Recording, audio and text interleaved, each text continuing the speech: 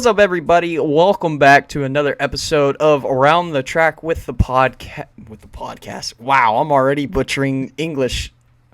Round the Track with the Riders podcast, a NASCAR podcast. Hope you enjoyed the cool new basic intro to the podcast video. Something I whipped up on Canva. But again, sorry for my English. That's just going to be the episode. That's your life. What are you talking about? Yes, very true. Anyways, podcast featuring myself, SterlingRider, and of course Duke Rider is here with us as always. Hey, what's up, everybody? Sorry we haven't been here in a while. It's just been that time of year where life has been a little crazy for us. But man, we got a lot to cover. So let's just jump in. What you got first? Well, I know a lot of lovely, important documents have come out with the lawsuit between 2311 and NASCAR, but I want to save that news for the last bit of news we go over because I know that's a lot to cover. Yeah. I'm just kind of scroll through my Twitter for a minute here. I've been scrolling. I'm always on Twitter. Just some random things, of course, and then at the very end, after news and the quick race recaps, we'll talk about NASCAR 25, which has finally been released. If you missed that midnight release stream, which for me was like 8 p.m., go check it out. It was a lot of fun. But anyways, I'm just going to scroll through here for most of this is the lawsuit news, though. Just a funny thought I want to throw in there. Kevin Harvick suggested NASCAR should give Junior Motorsports a Cup Series charter, saying if I was NASCAR and Jim France, I would give Dale Jr. whatever he wanted. I mean, and to mention, to piggyback off of that, I would give Dale Jr. like the presidency of NASCAR or commissioner or whoever makes the rules. I would let that be Dale Jr. I mean, how about Dale Jr. as president and Mark Martin as commissioner? I think that would be great. I think the sport would heal. It'll take a couple years, but it would be a great turnaround for sure. It would take them a couple years to build the engines and the cars that they needed to build. Yeah. Speaking of engines, that is a good point of news here is NASCAR officials have announced this. Of course, this was about a month ago, almost. We're getting an increase to 750 horsepower for select Cup Series tracks. Your thoughts on that? It's something.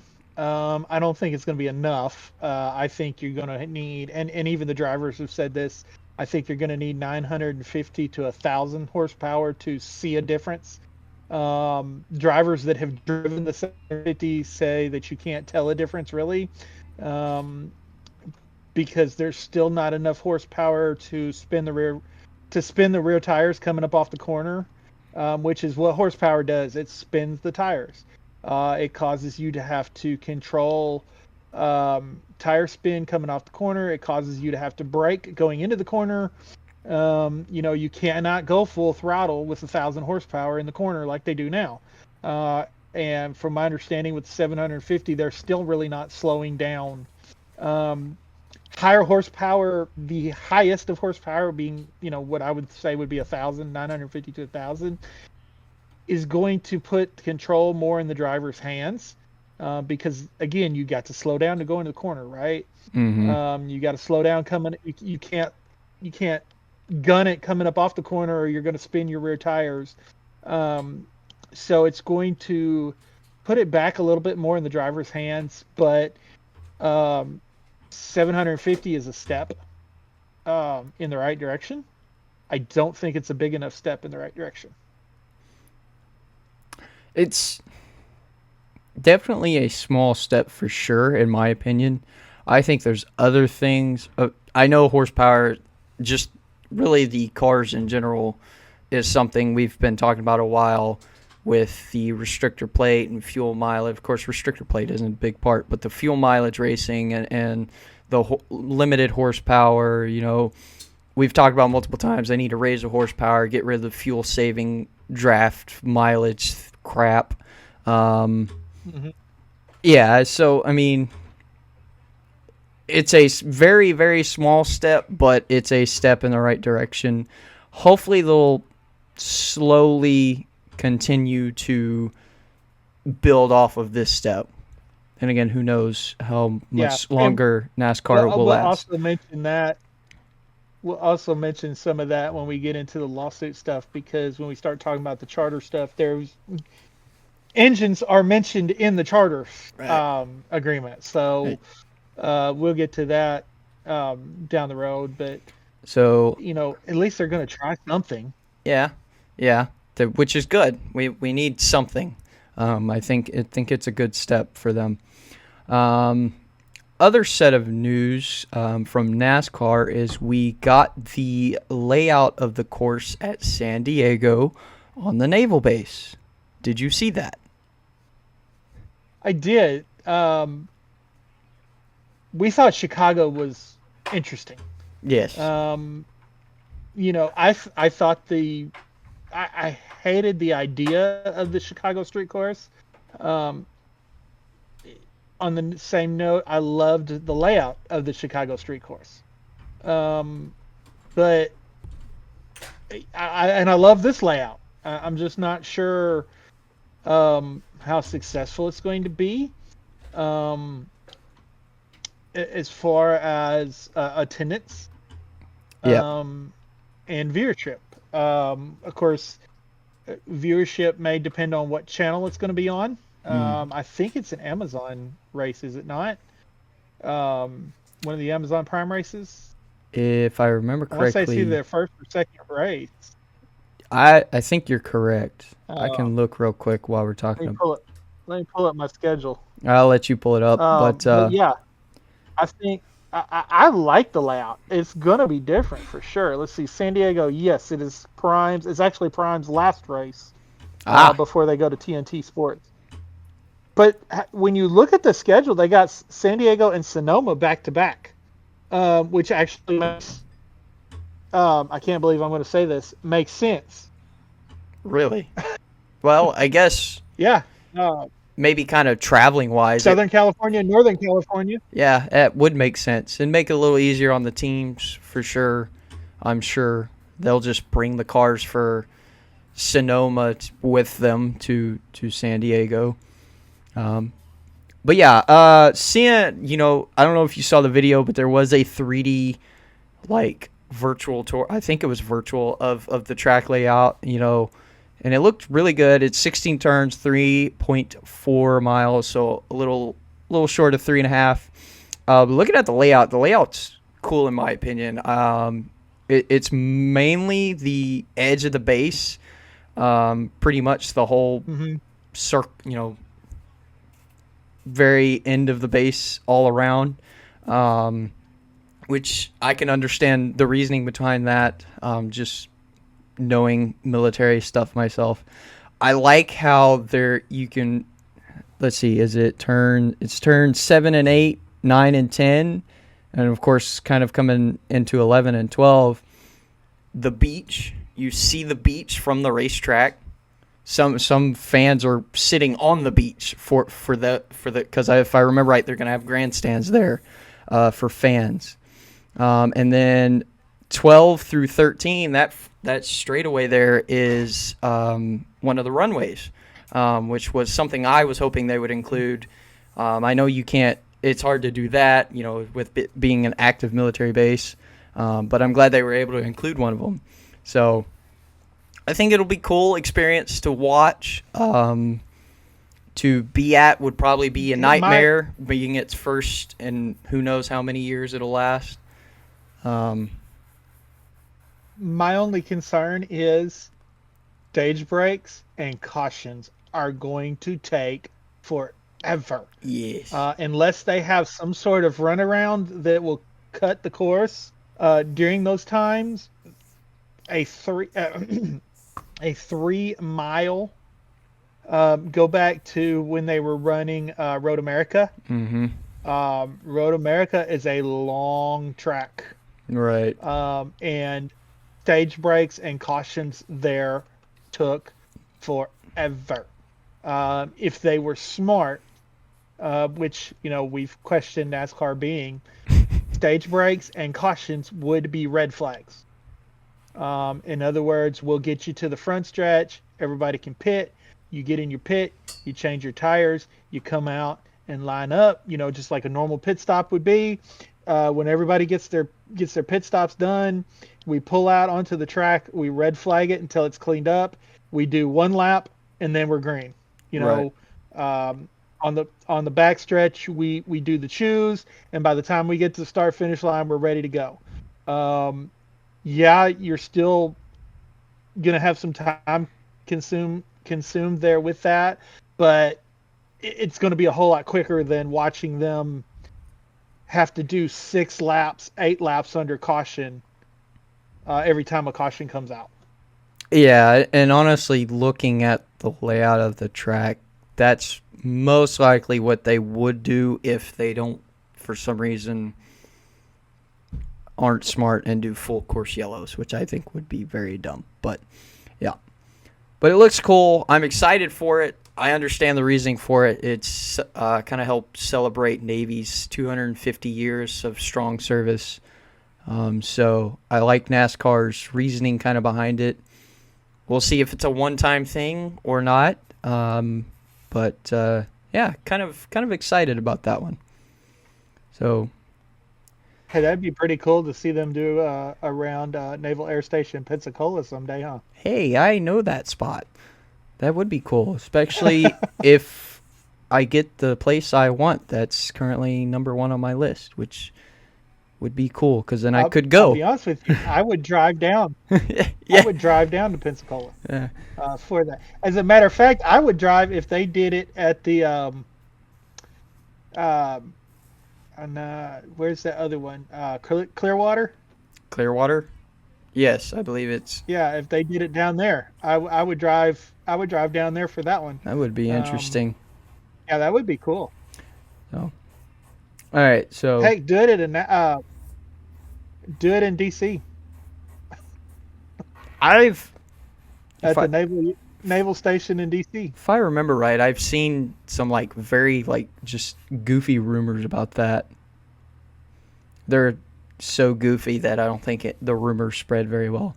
Anyways, we'll move on. Oh, they were in talk with DC about doing a street course like they did in Chicago. Wait, that's right. I remember I think there was a rumor about it right after the San Diego news was released. Yeah. So that would be interesting. But before we want a few more things before we get into the whole NASCAR versus 2311 charter agreement lawsuit, we have some. Well, hold on. I will start with this. My Twitter is all over the place. I hate this. Basketball season has also started, and my Chicago Bulls are 4-0 right now. So I've got half NASCAR, half Chicago on my reposted page. I hate to tell you guys, I'm a fan of the Bulls too, but it looks like it's going to be 4-76 or 4-78. I wouldn't be surprised. I'd be sad, but I wouldn't be surprised. All right, so I'll start with this news, and then we can move on to some of the drivers' extensions / rotations going on for the 2026. But I'm starting with Colleague Racing. First off, they're going to end their RCR alliance and go independent in 2026 to kind of just stay with their Dodge truck program. I also know with that, some other kind of sad news is that they are putting their Xfinity team on pause. Thoughts on that?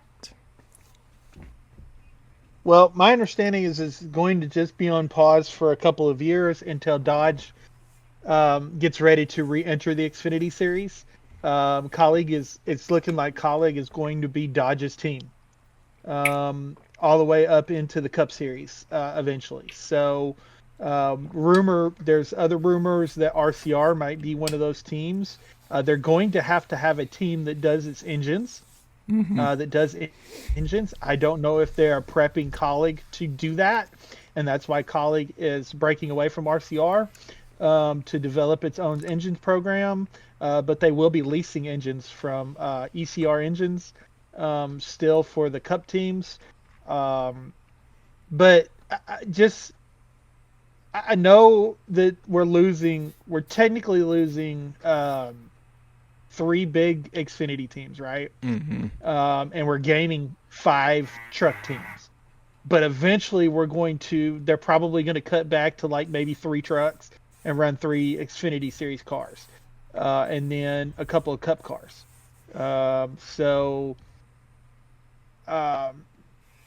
This is kind of one of those things that you have to scale back to build back up. Right. And their Xfinity Series program this year has not been as good as it was in the past. Last year, AJ Allmendinger was in the Championship 4. They had 1 car make the playoffs. No, wait. Did they have any cars make the playoffs?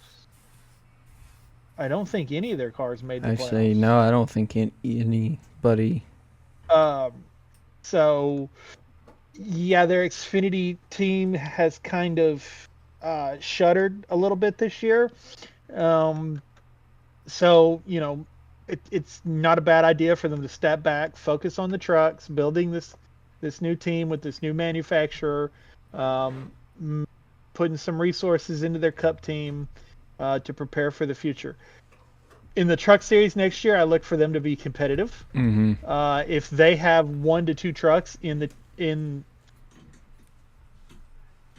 whatever they're going to call it next year, playoffs, chase, 36 race full format, who knows? But if they have 1 or 2 trucks competing for the championship next year, I would not be surprised. I expect their Cup Series team to struggle. Right. Not that I can't say Ty Dillon hasn't set the world on fire, because he set a couple of people on fire. With Vegas, that's for sure. We'll get more into that. Well, Talladega, he wasn't exactly true out of the way of Talladega either. But AJ has really struggled this year as well. So I don't look for their Cup program to improve, but I look for at least 2 of their truck teams to be competitive, if not all 5 of them. Yeah, I would agree. So speaking of that, we'll move on to 3 drivers of their team have been announced, starting with the ARCA Menards Series champion Butterbean, Brendan Queen. And their other 2, they actually just announced yesterday, Daniel Dye and Justin Haley. Justin Haley and Spire Motorsports made a split, and now Justin Haley will drive the Ram trucks for Colleague. So, yeah, and I'm glad Justin landed somewhere. It was looking a little bleak for him there for a while. Even Chris Rice, the president of CEO and president of Colleague Racing, came out and said, we don't have a spot for him. We'd love to. We don't have a full-time spot for him. And then one opened up. So I don't know what happened. They didn't go into what happened, but I'm glad he landed on his feet. Butterbean, he's run a few races for them this year in the Xfinity Series, and has done. He's probably, I'd almost say he's been their top performer in the races that he's run. And in a car that struggled most of the season with Josh Williams. So, he's ran a few truck races too, where he's been fairly competitive. So it's going to be fun to watch them next year. Daniel Dye, I'm still iffy about. He didn't show me a whole lot in the Truck Series when he was in the Truck Series before. He hasn't shown me a whole lot in the Xfinity Series, so I guess we'll see. Yeah, I guess we will see. No, I think it's good for Justin Haley. I think it's good. I know it sucks being knocked down from, what's known as the highest level back down to, the 3rd tier level. But, it's always, we've seen this happened before where drivers go down a level or two. It just kind of resets and they come out a lot better. So I think especially with colleague and the whole Dodge Ram trucks program with colleague going in, I think it'll be a good reset and for him to really build up not just his skill set but also some confidence and a little more just experience. So. And I would not be surprised at all to see Justin Haley come out in the Truck Series with a chip on his shoulder, knowing he's got something to prove, and go out and win. We could be talking Corey Heim levels this time next year for Justin Haley, just because he's going to go down there. He's going to be angry. We saw this with John Hunter Nemechek when he went back to trucks. Mm-hmm. He stepped out of Cup and he went back to trucks and he set the world on fire. Not necessarily to Corey Heim levels, but then he went up to Xfinity and he started winning in Xfinity, and then he's back series. So I would not be surprised to see Justin Haley come out and set the Truck Series on fire next year. Yep. So to finish off some of the truck news. Driver news, Lane Riggs has extended with front row? Did I read that right? Yes, it is front row. I was about to say it is Loves, and that's a front row sponsor, so I just wanted to double check myself. But yep, Lane Riggs extends with Front Row Motorsports in the Truck Series. So that's good for him. I think if it weren't for Corey Heim and his dominant season, Lane Riggs would have had a much better season for sure, in my opinion. So I think it's good that he's going to be able to go back out and hopefully not get ran over so much. Yeah, I mean, once he figured... It took him a while last year to kind of catch on, and once he caught on, he really it turned his season upside down, or it turned it right side up really. Yep. Last year, and then he came out this year very competitive. So, but yeah, I mean, what Corey Heim has done this year is just it's a generational talent thing. We have not seen this since Greg Biffle. Mm-hmm. In 2000. We've not seen this kind of dominance.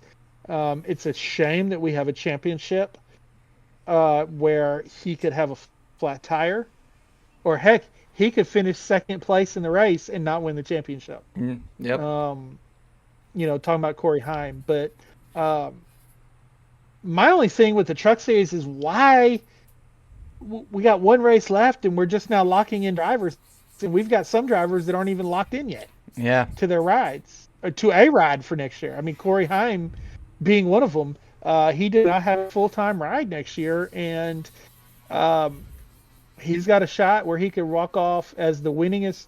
Well, he's already the winningest driver in Truck Series history for a single season, and he could walk off with a championship, and he doesn't got a full-time ride next year. Yeah, which is got to be confusing, for sure. So we'll bump up to Xfinity. Little bit of driver news there. Of course, we talked about this last episode. Roger Carruth joining Junior Motorsports. It's officially been announced by Junior Motorsports that he will join part-time schedule in the number 88 HendrickCars.com Chevrolet. Nice. That's all I really got to say. And he'll be finishing out the races that he doesn't run for Junior Motorsports. He's going to run for Jordan Anderson Racing. So he is running a full season next year. Correct. Just his funding wasn't able to keep him in JRM for the whole season. So I think that's great. I think that's awesome for him. Well especially with deserved. some other news that I saw um, about 2026. Oh, you must have saw some news I didn't see. Well, let's just say, and you and I we actually addressed this last year. At the beginning of the season last year, the driver of the number 48's contract is up at the end of 2026. Ah, yes, that's correct. We have touched on this Um, before. if Raja goes out there and performs in the Xfinity Series Mm-hmm. and wins races and competes for the championship, very good possibility we could see Raja in that 48 car next year or in 2027. Not next year. But of course, Alex could always resign. Um, Very true. but Hendrick, if you look at Larson's contract, if you look at Byron's contract, and you look at Elliott's contract, okay, they re-signed when they still had multiple years left on their current contract. Right. Um, so Alex Bowman has not. So it kind of lets you question what's going to happen with that 48 car. Right. I will throw in something Raja performing. very true. Something I did see. This was actually just a NASCAR fan's opinion of what will happen going into the 2020 season. Knowing a lot of the fun fest activities going on after 2026 season, is they actually had Alex Bowman going to the 77, and the 77 of Carson Hocevar going to the 48. I don't think it'll happen, but it is a possibility depending on how much Carson improves in his cup driving. Not that it needs much more improvement. I don't know if Martinsville helped that case. No, Martinsville did not help. Of course, that was more like his current teammate and future teammate, which we haven't discussed yet either. Did not help him with that either. I tell you, NASCAR Chasm posted on X during that race at Martinsville that Spire Motorsports has some unique team building, unique ways of team building. Yep. I did see that too. And we saw that consistently through Martinsville. Yes, we did.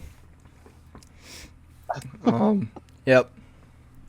So, yeah, just a couple more things that I have before the lawsuit.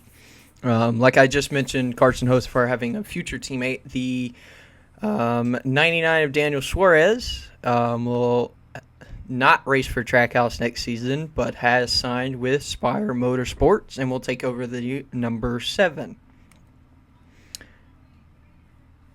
All I gotta say is okay, to be honest with you, and that's nothing against Suarez. I think he's a cool guy. I like his motivation. I think he should have stepped down a series instead of going into Spire. That's just my opinion.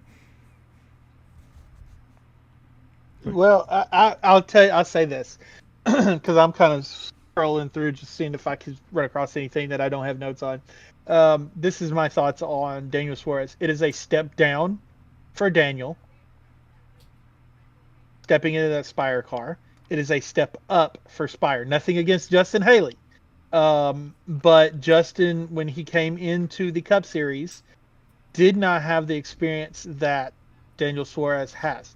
Daniel Suarez has driven for Joe Gibbs. He has driven for Stewart Haas Racing. He's driven for Trackhouse. He's driven for 3 winning teams, one with one of those 3 teams. Mm-hmm. But he does bring some money to the table. Which means that the owner is not going to have to sponsor the majority of the races, Right?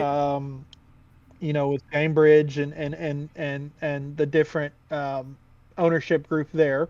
He does bring some sponsorship and some money to that team. So, the question is, will those extra funds help them to improve? Um, I really don't know. They're not going to be as competitive as the 99 team was, and the 99 team hasn't been as competitive as it was last year or even the year before that. So, yeah, this is just going to have to be a wait and see.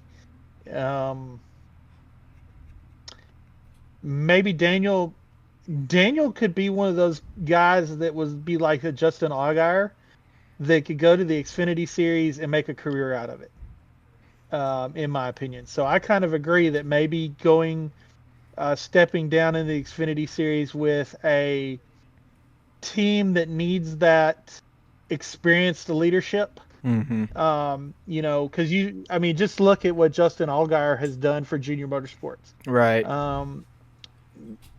Now, Junior Motorsports wasn't a back running team by any means. Regan Smith won races in the 7 car that Justin Allgaier took over, but Justin Allgaier has turned that team into a championship caliber team every single year. Right. Now they've celebrated their 100th win this year. They celebrated the championship with Justin last year. They won championships with Chase Elliott. They won championships with William Byron. So they won a championship with Tyler Reddick. So you just look at, the constant in all those championships was Justin Allgaier. Daniel Suarez could do that to an Xfinity Series team like a Sam Hunt. I know Sam Hunt did fill out his roster. They announced that Harrison Burton is moving over to be in the Sam Hunt, I think probably the 24 team. And then Dean Thompson is filling that out. But instead of maybe a Dean Thompson, maybe bring a Daniel Suarez down and help build Sam Hunt Racing into a championship caliber team like Justin did with Junior Motorsports. And we'll see. This is a 1-year contract. Right. With Spire Motorsports. If he does not perform or the team does not perform, either one of them can say, I'm not coming back next year. So 2027, as far as Daniel and Spire is concerned, is up in the air. And I think we'll have a pretty good idea come June as to what's going to happen. If they're running top 20, top 15 every week, Daniel stays. If they're not, I don't see if Daniel has a reason to stay when he could probably go and be the Justin Allgaier in an Xfinity Series team. Yep. It's a very good point, and I would agree with that. It's a good way. Other news, speaking of Justin Allgaier, his crew chief is headed to RCR to crew chief for Kyle Busch in 2026. I don't know enough about crew chiefing. Yeah, that's kind of the natural. He was actually a car chief at RCR up until this year, or it was this year or last year, and moved up to be with Justin. So him going back to RCR is not a big shocker.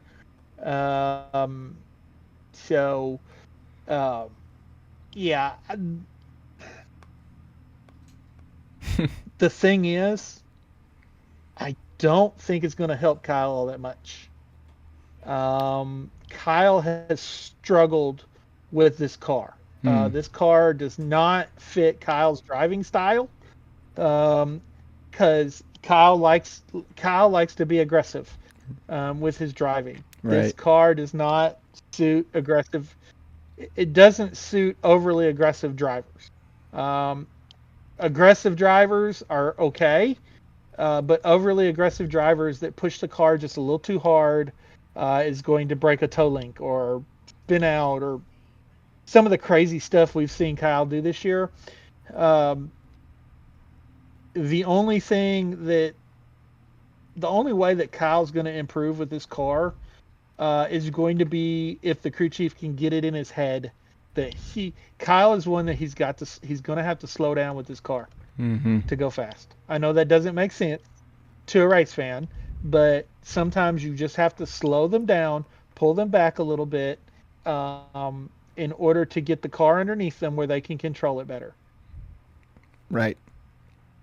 And I would agree with that. So, I kind of understand what you're saying. If you guys have raced the next gen car in iRacing, you understand exactly what Duke Ryder just said. So the last thing I want to touch on before we get into the fun lawsuit info that has just spilt a ton of tea lately, is your thoughts on the Chevrolet body style that we thought was going to be announced at the Roval, but today is the 30th of October, and we still have no idea what we're going to get with Chevrolet's body style for next season.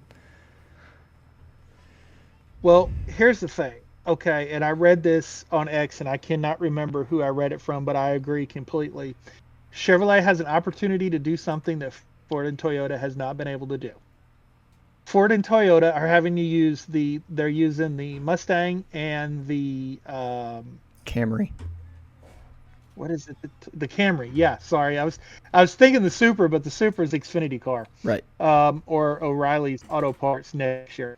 But Chevrolet can build a car around NASCAR's templates. Right.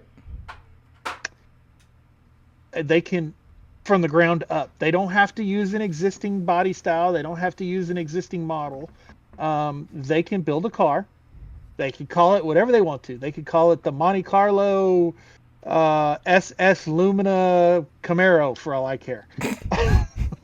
I mean, just throw all of the names of all of Chevrolet. They could call it the Pontiac Firebird, the Chevrolet Firebird, whatever they want to call it. And then take what they built for NASCAR, and build the street car out of it. Instead of taking the street car and building it for NASCAR, Chevrolet has the opportunity to build the car for NASCAR and then build the street car off of it. Yep. And so, they have this unique opportunity, and that could be what the holdup is. They want to kind of announce them both at the same time. Yeah, you would have thought, though, that this would have been something that would have been announced before Phoenix, for sure. Yes, absolutely. And last I checked, Chevrolet does not have a press conference set for this weekend. So, I don't know. I mean, this is something we may not see until January. Yeah, absolutely. Yeah, and I know what you're talking about. Something else I've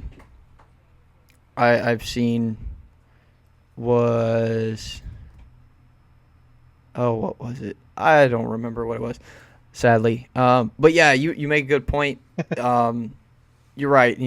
As you've seen, I've also seen that on X is, they have that freedom to choose how they want it, as long as it's in NASCAR's approval. Oh, that's what I was going to say. I've seen on X where they have already been through the approval process of NASCAR and have already gotten the green light from NASCAR. So NASCAR's already said yes to this body style. The fans and just people in general have no idea what Chevy is cooking up right now. And who knows? It may be fried chicken, mashed potatoes and gravy, corn on the cob, or it may just be cafeteria slop.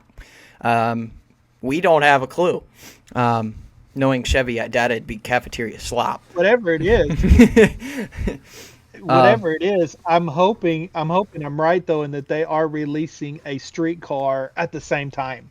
And the reason that they're holding off is because they've got to get that finished. Right. They've got to get one of them built. Right. And that's a good point. And, I didn't think of something like that. Instead of taking what Ford and Toyota are basically doing now, basically Chevy's reversing that role. They have the NASCAR style. Now they're going to make a street car style, which would be awesome. It could change my dream car. It currently is the Camaro. It might go to whatever Chevy's thinking that's new. We'll see. But that's interesting to consider, and so kind of makes me excited. But as you said, Chevy's got no conference this weekend, and we have no idea what it may be. But I gotta tell you, when you look at body styles of the cars, okay, go look at the early '90s body styles. That is my favorite body style. The Pontiac Grand Prix, the Chevrolet Lumina, the Ford Thunderbird, the Oldsmobile, I think it was the Cutlass that they used, the Buick Regal, the early '90s uh, body styles on the NASCAR cars is by far my favorite body styles. Um, because I could look at those cars on the racetrack, and I could go to the store, to the shop, whatever you want to call it, the dealership. Sorry, brain fart. I could go to the dealership, and I would find a car on the lot that looked very, very similar to that Lumina, to that Thunderbird. Was it exactly the same? No, because NASCAR had their nose rules and stuff like that made it different. But we haven't seen that in a long time. If Chevrolet is able to take this and make a street car off of the NASCAR body, that is going to put Chevrolet head and shoulders above everybody else, because Chevrolet will be able to go back to that old adage of win on Sunday, sell on Monday. Because the same thing that's at the track is what you're going to find in the showroom at the dealership. It's a good point. I just hope they take advantage of it. Yeah, I would agree. And they should call it the Chevrolet Bug. You can't really do that because of Volkswagen. Never mind, I take that back. Volkswagen may have a problem with that. I was thinking, what would be a cool name, and I'm trying to think of like whatever you do, don't call it the. Whatever you do, don't call it the Nova, because Nova in Spanish is no go, and that's why the Chevy Nova did not. It was a great seller in the United States, but they thought it was going to be a great seller in Mexico. But whoever named it did not do their research, because you take the Chevy Nova to Mexico and that means no go. Yeah, that's not a good idea. Nobody's going to buy a car that's named no go. So, all right. Well, unless you're Logano. Hey, Penske didn't make playoffs. Woohoo! Finally. We'll get to that later.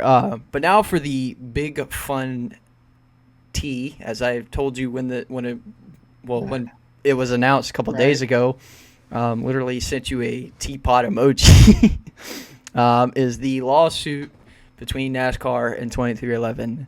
A lot has come out, so I will let you take the lead on this because you dig to it. So on that note, Joel Edmonds, one of the former spotters that has since retired, when Bob Pockrass. So I'm not going to go into detail because I'm not a lawyer and I am not an accountant. I do not understand a quarter of what they put out. But Joel Edmonds posted a GIF of somebody taking a pile of dog poop and throwing it into a fan when this was released. When you look at the numbers, first and foremost, we need to cover the summary judgments. The Judge Bell, threw out NASCAR's countersuit against the teams. So that is very important to mention, because basically right now the trial, if it does go to trial, is going to be 100% the teams versus NASCAR on whether NASCAR is a monopoly. Which is the whole point of what they're trying to do. Joe Gibbs Racing has come out and they have released their statements that they believe that the charter system should be permanent, with all of this stuff that has been released. But I sent this to you when you sent me the thing on text the other day.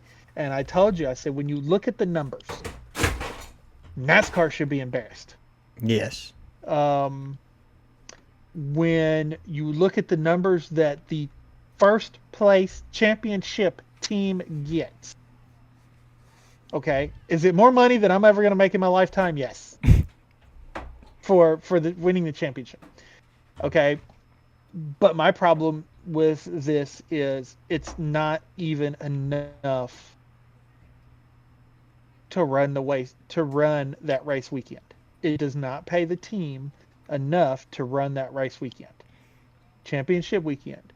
And that's driving their haulers out there, putting their crews up in the hotels, all the equipment, the car, paying the driver's salary, um, and all that.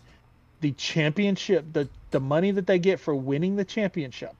This is drivers or owners' points, because we got to remember the cup payout is 100% based on owners' points, right? Right. It doesn't matter what the driver does; it matters what the owners where the owner finishes. Does not pay the team owner enough to pay his bills for the weekend. Okay, that is embarrassing. Now, yes, I understand. They have sponsors. They have big sponsors, right? Right. Okay.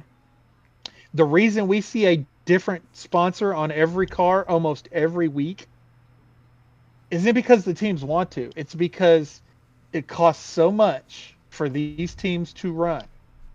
$20 million per team. Okay, so if I have 4 teams, that's $80 million I need for this year to break even.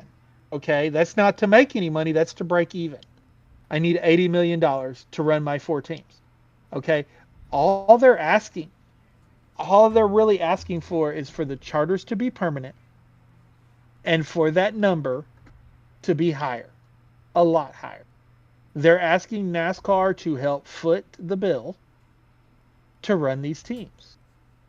And why are they asking that? Is because the NFL pays each team a very large sum of money. Mm-hmm. The NBA plays each team a very large sum of money. Mm-hmm. There are NBA players, individual players that make more money than the champion of this year in NASCAR Cup Series is going to make. And that's for the whole year. So, and then when you actually look at the numbers, it decreases every year Mm-hmm. of the contract of the charter, right? So instead of going up, it's going down. Some numbers get bigger, some numbers get smaller, and in the overall of things, it gets less and less every year. Okay, even though this top number may look bigger, when you look 3 4 lines down, that number is way lower than it was the previous year. Mm-hmm. So it's a net loss as you go down the road. So what they're asking for is a little bit bigger piece of the pie. NASCAR they just signed a multi-billion-dollar TV contract, billions of dollars, and they're not giving the teams $1 billion consecutively. You take all the races, all the teams, and add it all up. There's not $1 billion. Mm-hmm. So, when I see those numbers, and anybody can go back and watch any of our podcasts where we've talked about the lawsuit. We have said from day one, both of us, that we are on the side of the teams. Yep. Because we had a feeling that these were what the numbers were going to look like. When I actually saw the numbers, they're a lot worse than I thought. Yeah. And like I said, I'm not an accountant. I'm not a mathematician. I'm not a lawyer.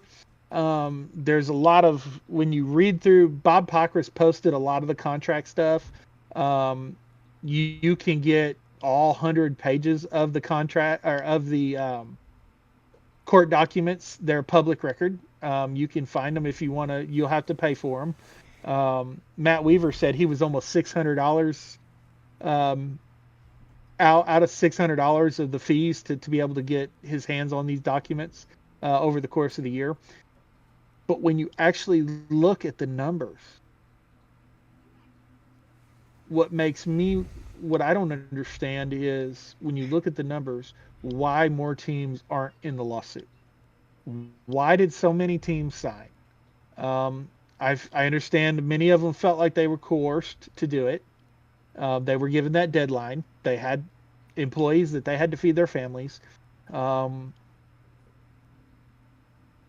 would say the teams that did not sign or that did sign, which was everybody but Front Row and 2311, did not have a billionaire backer like Michael Jordan. Granted, if Michael wanted to put his face on every single car for 2311 every week, he could afford to do it and Absolutely. still make money. Yeah. It just be the Jordan brand sponsorship for both cars all 38 weeks, okay? And he would still make money off of it. Could he afford to do that? Absolutely. Is it right for him to have to do that? Absolutely not. And that's where, when you look at the numbers, we've seen Jordan on the 45 car a lot this year, right? Right. We've seen the Jordan brand. Why have we seen the Jordan brand so much on the 45 car this year? Because they don't have other sponsors. Mm-hmm. Did they lose sponsors with the lawsuit? Probably. They've gained a couple, but are those sponsors putting out the money that their other sponsors were? No, they did add the third team this year, so that kind of cut back on the Monster Energy sponsorship for the 45 car. But either which way, when you add the numbers up, NASCAR, in my opinion, is not paying their fair share to the teams. And without the teams, there is no NASCAR. I don't care. NASCAR could try to build and run the teams themselves and hire all the people to do it, like they were accused of planning to do. Mm-hmm. That they were looking at the cost and how that would work. But we look at the ratings. All right, they're going down. Mm-hmm. NBC ended up deciding that ratings were so bad on USA that they were going to have to move to the network, and then they also put them on Peacock for everybody to be able to watch that didn't have an antenna. Like, we live out in the middle of nowhere. An antenna would not get me NBC, but I had the Peacock app, so I am able to watch it. Because not everybody can afford cable. A lot of people are cutting cable and different streaming services and whatever because it's getting ridiculously expensive. But if you look at the ratings, if NASCAR had to do that, they would have to shut their doors for 2 years. Okay, which means there's no income for those 2 years. From the tracks, from the TV, from nothing. And then they started back up and relaunched. Well, what do you think their ratings are going to look like? I don't think their ratings would be IndyCar ratings. I don't think NASCAR Cup ratings, because they would probably continue to run the Xfinity and Truck Series, but their Cup ratings would be below the Truck Series ratings, and I don't think it would ever recover. So we'll see. I don't know how this is going to work out. I will say that Denny was asked today about settlements. They did go behind closed doors last week for 2 days, both sides, and talked. And it seemed like they said after the first day, Bob Pockrass and Matt Weaver and Jordan Bianchi and Jeff Gluck all said, it seems like there might be hope, because they agreed to do a second day. They were only required to do 1 day. They've decided they're going to come back to the table tomorrow. And then at the end of the second day, they're like, doesn't look like it's going to happen. So they asked Denny about it today, and Jordan Bianchi had released the thing yesterday saying that sources tell the Athletic that there is a settlement. Looks like there could be a settlement at any time, right? Mm-hmm. I heard two different responses from Denny Hamlin today. There's no settlement. We're not even close. And then somebody else posted that there was a settlement that was possible. So I haven't found either one of those videos of those words for either one of them coming out of Denny's mouth. This is just reporters, and that are y'all can find them if you don't. You're probably already following them. on X. But so there's two sides of the story. There's a settlement. There's not a settlement. I don't know. The best thing they could do is settle. Yep. But I just don't think NASCAR is willing to bend a knee. And after seeing the numbers, I see why the teams don't want to. Yeah. Yeah. Absolutely. But on that note, I also see when you see the numbers, I see why NASCAR did not want any of this to go public. Because this, to me, is an embarrassing moment for NASCAR. I would agree. Yeah. I mean, just looking at the numbers just tells you enough, really, about it all. If you understand some of the financials that the teams go through. If you don't really understand, then or don't really know, then you won't understand. But to fans like us, it makes sense. It's sad to look at. Yeah, as you said, since day one, team side, still on team side. I do want to note, I don't remember who it was. It was either Jordan Bianchi or Jeff Gluck, but somebody reposted Bob Pockrass's tweet of the charter agreement documents he had posted. Said, "We love when Bob gets nose deep into classified documents." Like it was just kind of a funny joke. I think that was Jeff Gluck. I was like, honestly, yeah, Bob will stick his nose in just to figure it out for the fans.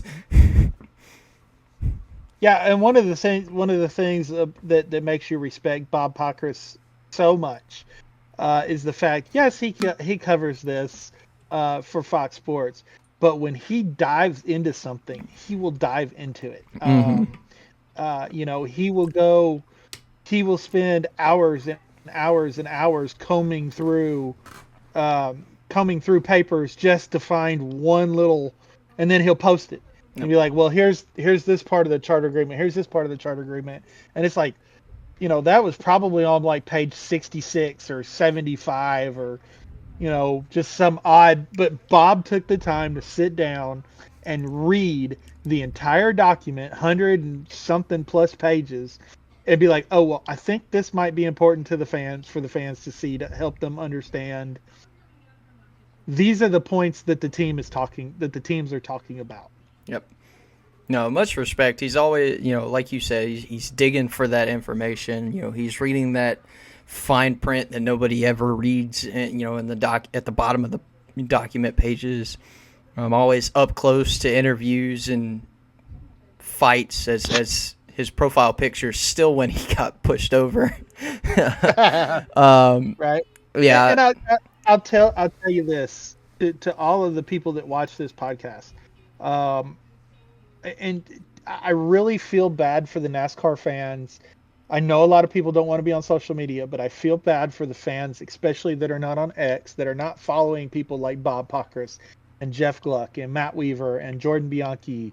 And there's so many others, that cover this sport. They're missing out on so much great information and dedication. Adam Stern, Dustin Long. I mean, I'm just naming people that are jumping into my head. Todd Chrisley, just people that cover the sport. The fans that are not on social media getting their coverage, they're missing so much of what's going on in the world of NASCAR. NASCAR is a sport. You can't just turn it on Sunday and know what's going on.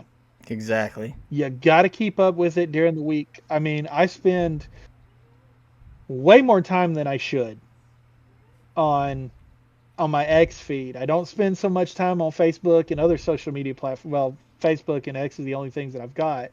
But I spend so much time on my X feed every day just reading what the men and women, Kelly Crandall is another one of them, just reading what these NASCAR media people are posting so that I can keep up and know what's going on. Yep. every day. That I follow a few other accounts, and then there's other individual people that I follow that are friends of mine or something like that. But 90% of what's on my feed is NASCAR related content, and it's because of media members like that we have the information that we have. And if you're not getting that information, you're really missing out. Yep. And just another quick note about them is a lot of times when you go to ask them a question about something they posted, you're confused on something, you ask a question, and it's like, hey, can you explain this? They take the time of their day to also explain to you, to answer your question. I know I've seen it a lot. I think Right. I know Bob Pockrass has answered one or two of our questions before that we've Mm-hmm. replied to some of his info he's given us. So yeah, And sometimes it's just as simple as, hey, can you explain this to me like I'm 5? yes. Because I Yes. don't understand it. And they will. And he will. They will literally break it down to where they're telling a 5-year-old, this is what it means. And you're like, oh, okay. That makes perfect sense. Light bulb. But yeah, we do appreciate all the hard work that they do that allows us to do, bore you guys with this stuff for 2 hours. Yeah. I wish I had the drive. Of course, if I wasn't so busy with my work, I probably would have the drive to dig into what they post and read through it more thoroughly. Just for my own information of seeking. I sadly just don't have the time with my work schedule. But we'll. Unless you have any other news that we did not cover, we can move on to recap races and the playoffs. Yeah. We did have some driver announcements that we did not cover. In the Xfinity Series, the number 9 of Junior Motorsports is going to be a combination of SVG and Ross Chastain. Yes. And then maybe some other drivers sprinkled in there.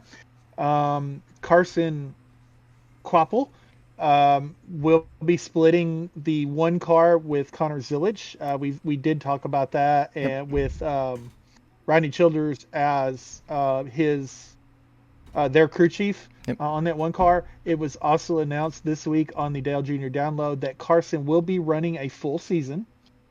The other team has been determined. It has not been announced. He will be running a full season for partial for Junior Motorsports, partial for this other team, but he will 100% every race be in Junior Motorsports prepared equipment. Okay. So the other team that he's going to run for, Junior Motorsports is going to provide the race cars for him to drive. They were able to work out some sort of sponsorship thing that would allow him to be able to run and compete for a championship, kind of like they did with Raja. And then also they announced that the 88 will be filled. The races that Raja does not run will be filled with Hendrick Motorsports drivers. So we could get us an 88 Byron win. We could get us an 88 Elliott win. Unfortunately, another 88 Kyle Larson win. Probably, I mean, you look at what the 88 team's done this year. Good gosh. Yeah. Everybody that gets in that car could go and win. Yeah, well. They could win 10 races in a row. You got the right drivers in there. So for real. I would agree. As far as driver announcements, I think that's Tyler Ankrum did announce that he's returning to the 18 McAnally Racing truck next year. It's believed Hembrick is going to return. I don't know if he's signed or not. So I'm trying to think if there's any other driver news. I don't think there is. It has been thrown out there that Corey Day is going to be running the 17 full-time for Hendrick Motorsports in the Xfinity Series next year. That's a rumor that has not been confirmed. Yep. Would it surprise me if it happened? Absolutely not. I think that's it. It'd be really different to see the 17 on track every single week. That's for sure. Right? Yeah. Oh. and fighting for a championship, because I believe that the kid's got enough talent to fight for the Especially championship. especially if Whatever you look that at is. sorry. Especially if you look at his progression Well, throughout this season, how much better he's improved. How much, faster and more aggressive and more confident he's gotten in his driving style. for sure. And that is one thing that we do need to kind of talk about before we get into the race recaps, is championship rumors for next year. Bianchi let it be known on Door Bumper Clear this week that NASCAR is down to the final 3 possible choices. I will give them to you in descending order. Okay. 3-3-4 format, which is 2 3-race eliminations. Okay. And then 1 4-race championship round. Don't like that. No. Isn't that what we have now? Sorry. No, now we got 3-3-3-1. This would just be 3-3-4. Okay. I see. So instead of having 3 eliminations, you're only having 2 eliminations. So you're starting with 12 instead of 16, and then 4 drivers for 4 races. I'm guessing. That could. I'm guessing, but there was talk about keeping the 16 and being down to 6 for the last 4 races. Either way, that is not something I want to see happen. Nah. I really hope that NASCAR does not go that. The next one is the 10-race chase that they had from 2004 to 2013. Again, that's better. No thanks. But that's still not what I want to see. I don't want them to give a driver. Back to the 3-3-4 real quick. They will not be doing the even thing anymore. So you start out with your playoff points in the first round. So, if you've got 40 playoff points or whatever, you start with that. When you go to the next round, there's not a reset. The points that you earned in that round, you carry into the next round. Okay, that makes it a little more interesting. Yeah, but it's still playoffs. It's still a stick and ball thing. I'm not a fan of the playoff point stuff at all. The 10-race chase is better, but no. Yeah, but at the same time, I don't need another driver I don't like to do another Jimmy Johnson run. Right. To be fair. Now, if they changed, if it was 10 different tracks every year, that would be different. I could see that being a little bit better, but still not something I want. And then the third option is the full season championship, which I have seen several people put polls out this week. And some of them are known names, some of them are unknowns. I happen to run across. Every single one of those polls has had over 50% of the people voting in those polls want a full season championship. That is 100% my vote. I've stated that since day one. Yep. Same here. I think a full season championship is the only legitimate way to crown a motor sports championship. Right. Champion. We're not baseball. We're not basketball. We're not football. We are racing. We race. We go around in a circle where all competitors are on the track, are on the field at the same time.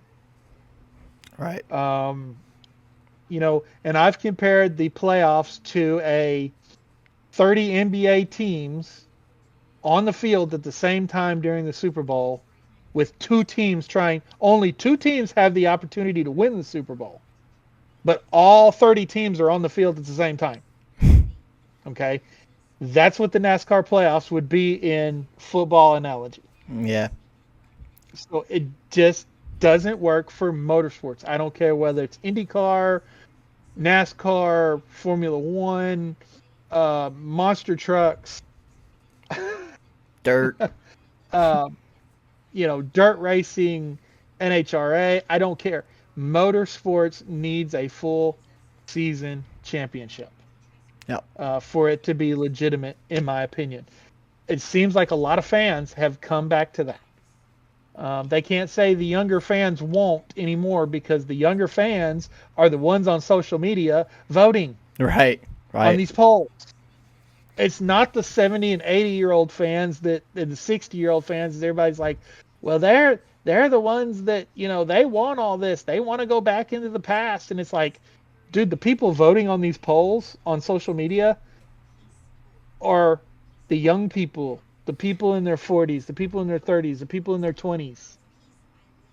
Because we're the only ones on social media. Yep. And just to throw out a funny note, because I know you saw this tweet. NASCAR had tweeted all of their past NASCAR Cup champions, saying only the very best join this exclusive club. Well, I know you saw my tweet, and apparently so has 227 other people, so I appreciate the views.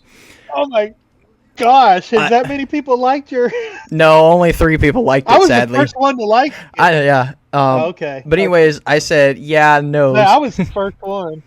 I said, no, since the whole chase and playoffs format have been in, a lot of these multi-champions would be either one or none. So then I said, no, the very best do not exactly join this list. But hey, what do I know? I'm just a hardcore fan that don't know anything about stock car racing. It's just, and then somebody did reply. Well, if you ask, go ahead. I was going to say somebody did reply and they said, dang, those clouds, which I'm thinking they must have meant clowns, must have really pissed you off. And I said, I've always been a fan, but I hate how they've been trying to do things for a while now. They need to go back to listening to the fans, which we have said multiple times. They need to listen to the fans. Yep. Well, if you ask NASCAR's chief hype officer, he will tell you to stop watching, that you don't know what you're talking about. Yeah, sure, exactly. That's why I said, what do I know? I'm just a hardcore fan that don't know nothing. I mean, yeah. When you have NASCAR's chief hype officer, I mean, that's his legit title. I'm not going to say his name. You know his name. But when you have him telling fans, we'll stop watching, you don't know what you're talking about, blah, blah, blah, blah, blah, all this stuff. And then fans stop watching. And he's like, but this is still the greatest thing in the world. Okay. It kind of lets you know, maybe we do know what we're talking about. Yeah. Maybe you're not as smart as you think you are in knowing what the fans want. Maybe the fans know what the fans want more than their chief hype officer knows what the fans want. Yep.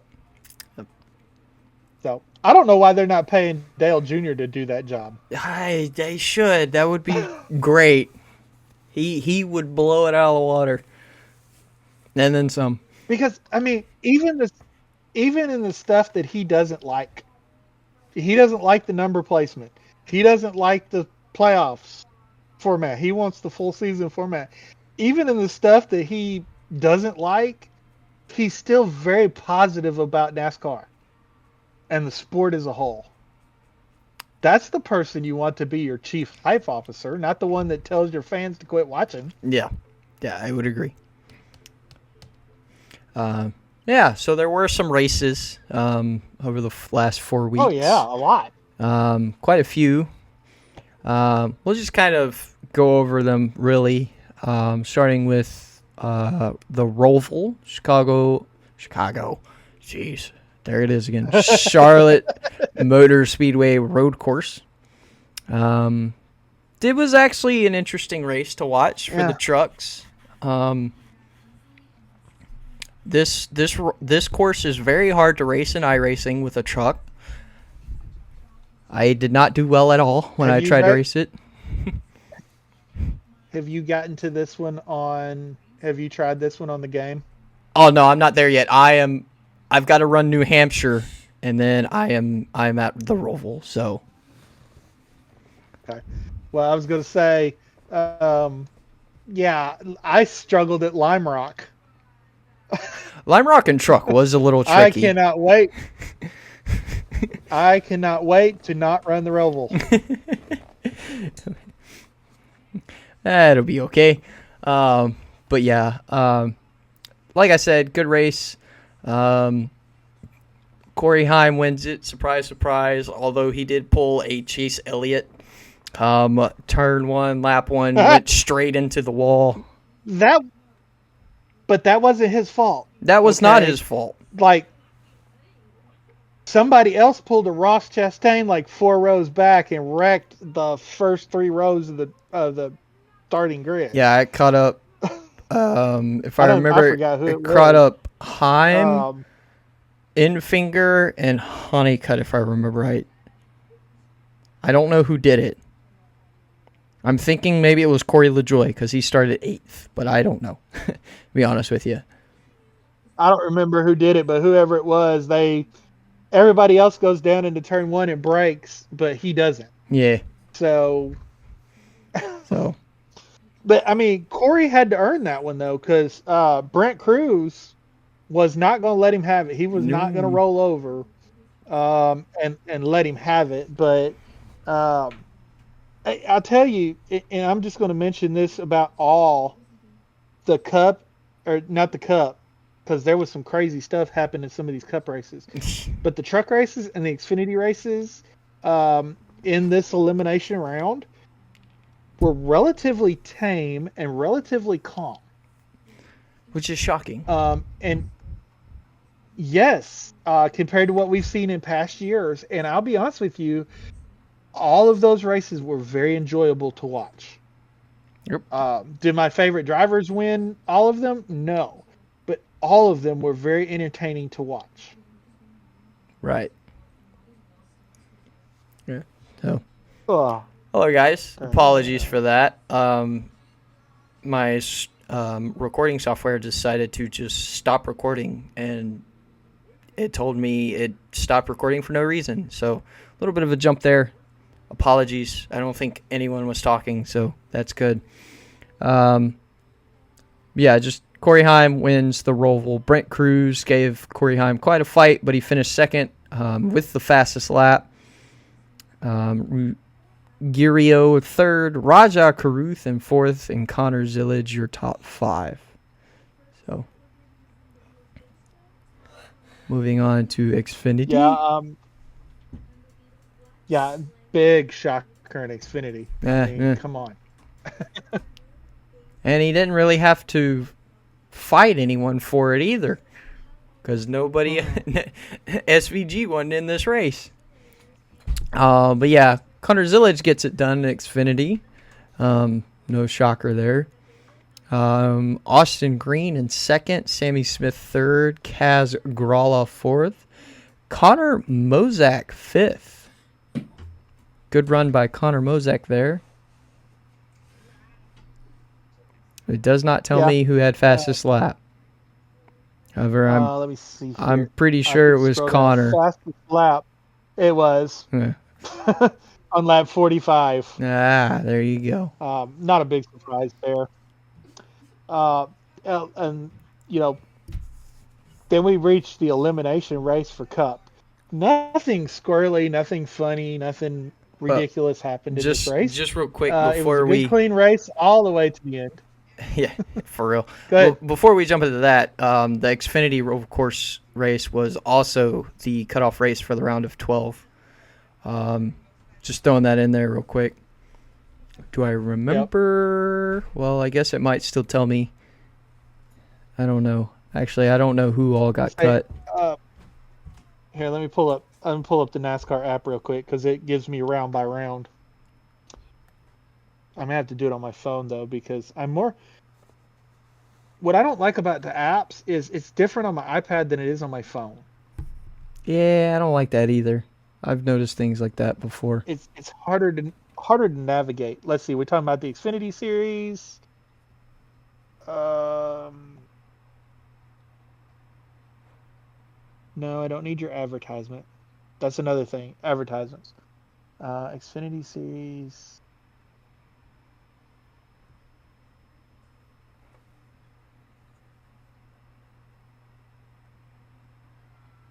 Standings. Yeah, here we go. All right, playoffs.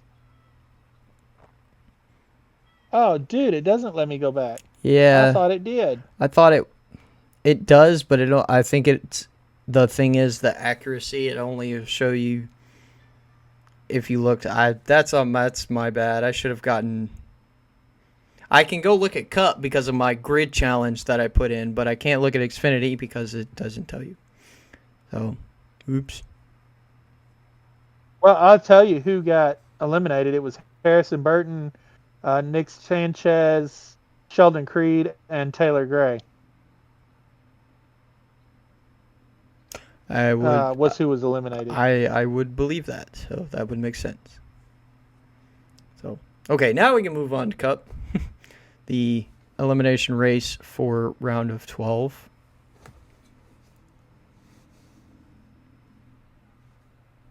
Yeah, SVG drives away with it. Nobody's surprised. Everybody knew that was going to happen last year at the Roval. Yeah.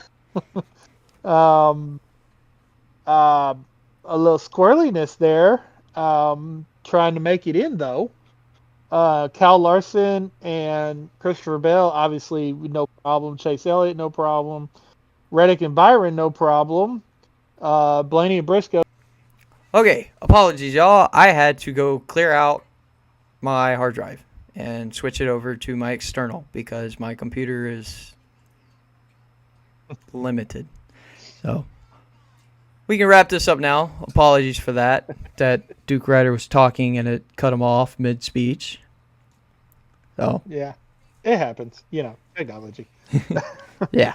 So pretty uneventful race at the Roval for the Cup Series until the last lap. And then Denny had passed Ross Chastain. Ross Chastain was out and went into the last corner, next to last corner, trying to.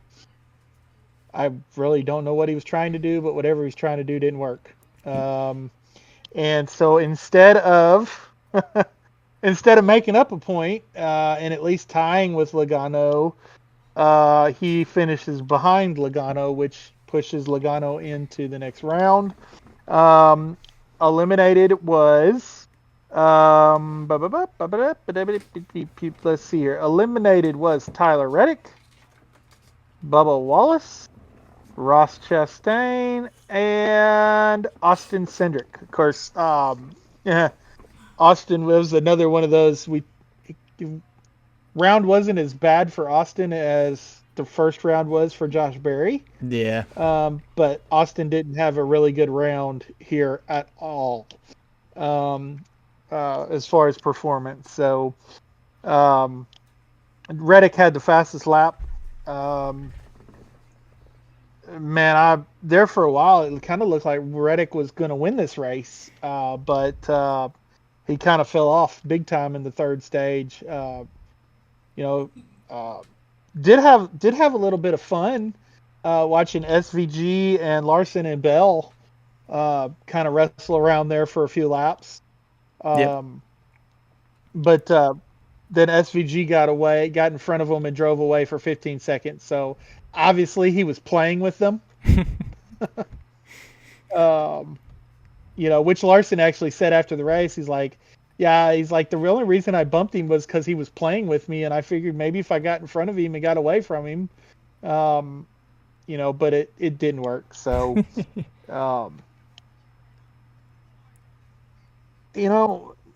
my only thing is you expect this kind of stuff in truck. You expect this kind of stuff in Xfinity. It doesn't happen, and then you get to the Cup race and you expect a calm race, and chaos breaks out. So, it's one of those things, I guess. That's okay. The next week wasn't a very, very calm race for Vegas either in the Cup race. But we'll talk about the Xfinity race first, which was somewhat calm, I think. Xfinity race. Oh yeah, it was a regular race. Corey Day with his best finish of fourth. Yep. Career finish of fourth. Finished behind Eric Amarola, which moved moved the 19 team into the final championship for the owners' points. Yep. Him winning this race. Connor Zillage, Justin Allgaier finished second and third. Jesse Love finished sixth. So Connor Zillage continues his streak of top 5 finishes. Yep. He now has the record for the most consecutive top 5 finishes in an Xfinity Series season. Also still has that 10 wins. A good run by Ryan Sieg in 7th. Let's see. Playoff drivers that struggled. Sammy Smith he had a decent race, but not a great race. Carson Kvapil finished 15th. Brandon Jones in 13th. Sheldon Creed 11th. Sam Mayer 9th. Austin Hill 10th. I forgot to mention Sammy Smith finished in 20th. But a fairly typical Xfinity race. On a mile and a half, there wasn't a whole lot of drama, wasn't a whole lot of retarded, ridiculous acting on the track. And I enjoyed it. Mm-hmm. I wish they'd bring the trucks back to Las Vegas for the fall. Yeah. I think the trucks always put on a very good race at Vegas. I would agree.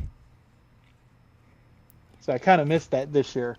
Back when Vegas was the first race of the playoffs, the trucks were always there.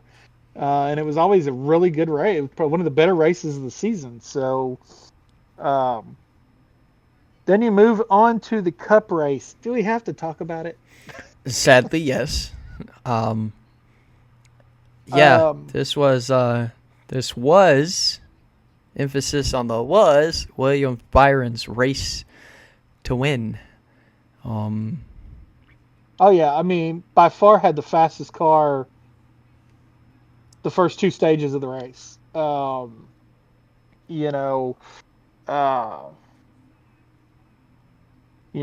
Stage 1 finished third in stage 2.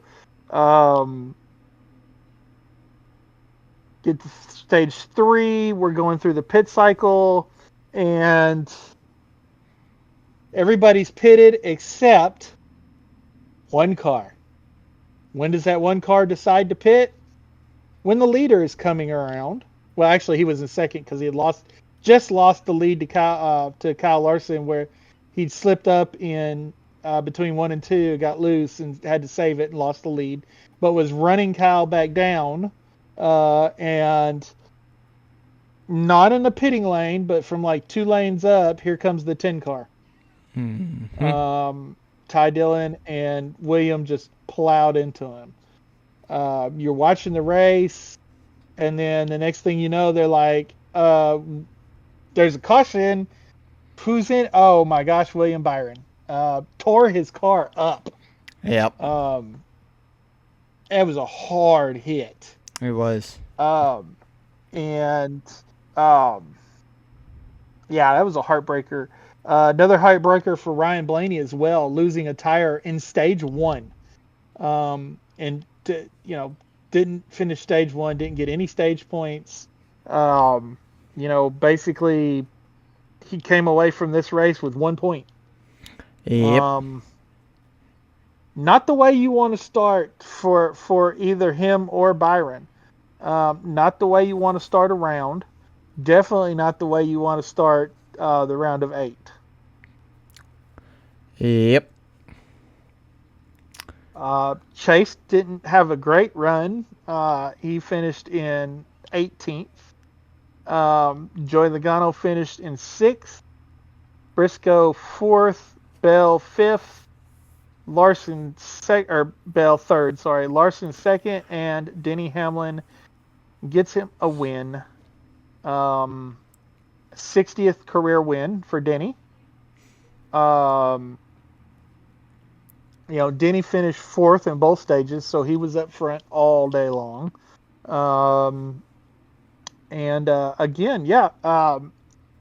He ties Kevin Harvick for 60 wins. Enters into the top 10 for the all-time win list. Again, tied with Kevin Harvick. We find out after the race that Denny's dad is not doing all that well. Yeah. So Denny was able to achieve one of his career milestones with his dad still alive. Still wants to win that championship for his dad. I'd love to see Denny win the championship for his dad. I'd love to see Denny win the championship for the lawsuit. Yeah, we'll get into championship 4 here in a minute. Yep. Obviously, Denny locks himself in. Yeah. As well. So, big deal. That's a big deal. The 5 of the last 9 seasons, the winner of Las Vegas has won the championship. Yep. So when you have a stat like that in your favor, the question is Denny gonna make it 6 for 10, or is it gonna be 50% after this year? We'll just have to wait and see, I guess. Yep. But yeah, then we jump to the truck race in Talladega. Yeah. I don't remember much, to be honest Another with you. good race. I mean, I thought it was a good race. It was good, especially for trucks at Talladega. So it was 2 hours, just a little over 2 hours, which is not bad at all. For a truck race at Talladega. We didn't have any kind of, we didn't have to go through 15 overtimes. We did have overtime, but we didn't have to go through 15 of them. So yeah, bad days though for a couple of playoff drivers. Grant Enfinger finishes last. Daniel Hemrick finished 34th. Parker Kligerman did not have a good race either. They had some technical problems with the truck. Let's see here. Caden Honeycutt finishes 10th. Carruth finishes 9th. Tyler Ankrum 6th. Lane Riggs 5th. Ty Majeski 3rd. Corey Heim 2nd. Oh, this is a rare non-Corey Heim win, right? It is Talladega, to be fair. And then his teammate Gio Ruggiero, Giovanni is how they have it on here, but Gio Ruggiero wins his first race in the Truck Series. Yep. At Talladega. So Talladega keeps its first-time winners. Talladega is very famous. One of those tracks is very famous for first-time winners. So get another first-time winner at Talladega. Nicely done. One second, excuse me. Ben Rose had fastest lap for the trucks race. Yep. So move on to Xfinity. Oh, I forgot to mention, I think William Byron had the fastest lap at Vegas in the Cup Series. I'll double check that real quick. Negative. It was Chase Briscoe with the fastest lap for Vegas Cup race. Okay. My bad. All good. Yeah, then the Xfinity race. Again, another good race. Yeah. It wasn't the show that we're used to the Xfinity series putting on. Yep. Couple big wrecks, but those happen. Talladega. But for the most part, it was another good, entertaining race. Yep. And no surprise with who won. He actually didn't really just win. He pretty much just led the whole race. Oh, yeah. I mean, yeah. And the thing was, if it wasn't him leading, it was his teammate Jesse Love leading. So, right. But yeah, it was a really good race. I was actually hoping that there at the last minute, Carson Kvapil was going to pull it off. It looked like Carson had a run on him, but I think everybody behind him, the lines kind of broke up, and he wasn't able to get that last push that he needed. But yeah, unfortunately, didn't do anything for him in the playoffs because he's been eliminated. So, Yep, but but it continued RCR and Austin Hill's dominance at these drafting tracks. yep. So you know, Junior Motorsports pretty much dominated the road courses with their drivers this year. You know, between Daniel Suarez winning in Mexico, SVG winning every place that he ran, Connor Zillage winning at the races that SVG didn't run.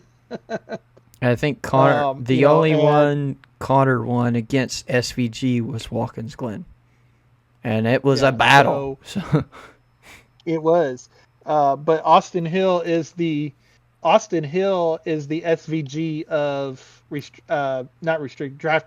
drafting track races. yep. In the Xfinity Series, and you got to think when he gets in quality equipment in Cup, if he gets in quality equipment in Cup, he's going to be just as good in these types of races. Right. So, but yeah, Carson Koppel had a good day, finishes second. Justin Allgaier in third. Sammy Smith ninth. Jesse Love 10th. Connor Zillage, breaks his streak of top fives. Of course, he got caught up in one of those accidents. Finishes 23rd. Brandon Jones, again, another accident in 26th. Sheldon Creed in 34th, and Sam Mayer in 38th, dead last. So you go back, the Fords kind of bunched it all up there and kind of wrecked each other. Yep. So, and then Toyota's got caught up in the next one. So,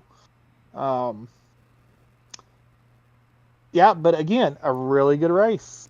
And your fastest lap for the Xfinity Talladega race was Josh Williams in the number 45.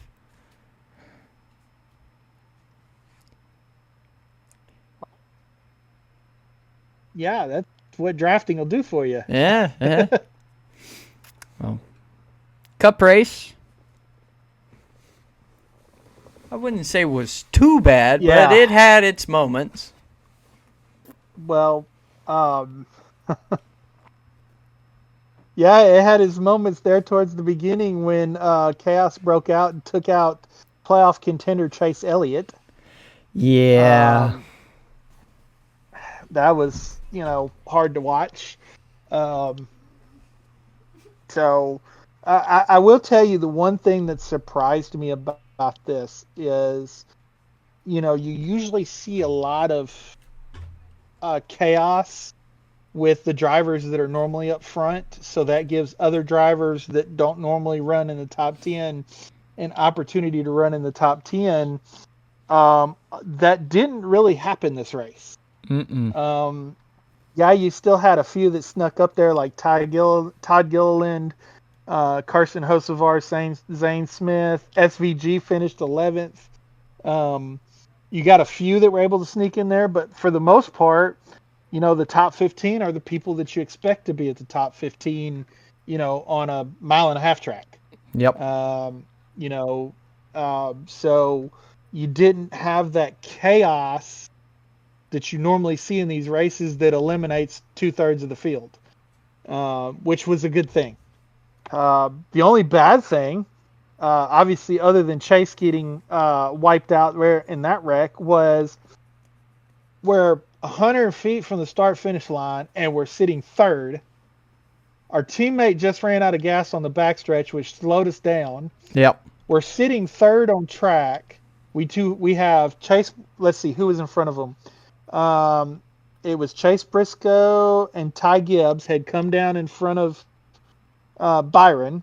So we're probably fourth on track at the time because there was that one car on the outside lane. And then Hurricane Hocevar has to hit us a little too hard and drop us all the way down to 25th place. Yeah. We only have 100 yards to go, and we're down to 25th place. Yeah. Whoops. So what this sets up for is Chase didn't have a great race. Finished last. Kyle Larson in 26th. Byron in 25th. Denny Hamlin was out a good race, but he's locked in. So what does that matter? Yep. In 24th. Ryan Blaney in 23rd. Very not typical of Ryan Blaney and Joey Logano, who finished 16th. They got back in traffic and just couldn't go anywhere, which is very, very unlike those Penske cars. Yeah. Christopher Bell finished 8th, and then Chase Briscoe was able to pull off the victory and lock himself into the championship 4. So, getting ready to go into Martinsville, we've got Chase Briscoe and Denny Hamlin locked in. We've got Chase Elliott, Joey Logano, and Ryan Blaney in must-win situations. We've got Bell. Kyle Larson and Christopher Bell separated by, I think 1 point going into the race. And then you've got William Byron that's kind of there in the middle that could point his way in with the right kind of day, or could win his way in going into Martinsville. So you had what NASCAR is looking for. Yeah. You had that Game 7. You've got 4 teams that pretty much have to go out and win to make it. You've got 2 teams locked in. You've got 2 teams battling for who's going to get in if one of these 4 teams wins. So you've got all the storylines that NASCAR is looking for, you have going into Martinsville. Which is just the opposite of what the fans are looking for. Because I don't want to have to sit there for 260 some odd laps wondering, is my driver going to make it? Yeah. I don't like that that is not exciting to me, being, Right. So, man, Michael McDowell had the fastest lap. He did. I was about to say that. Yep. He started on the pole, didn't he? No, I don't think so. Yeah, he started on the pole. Michael McDowell started on the pole. You're correct. And Chase Briscoe started outside. He did start on the pole.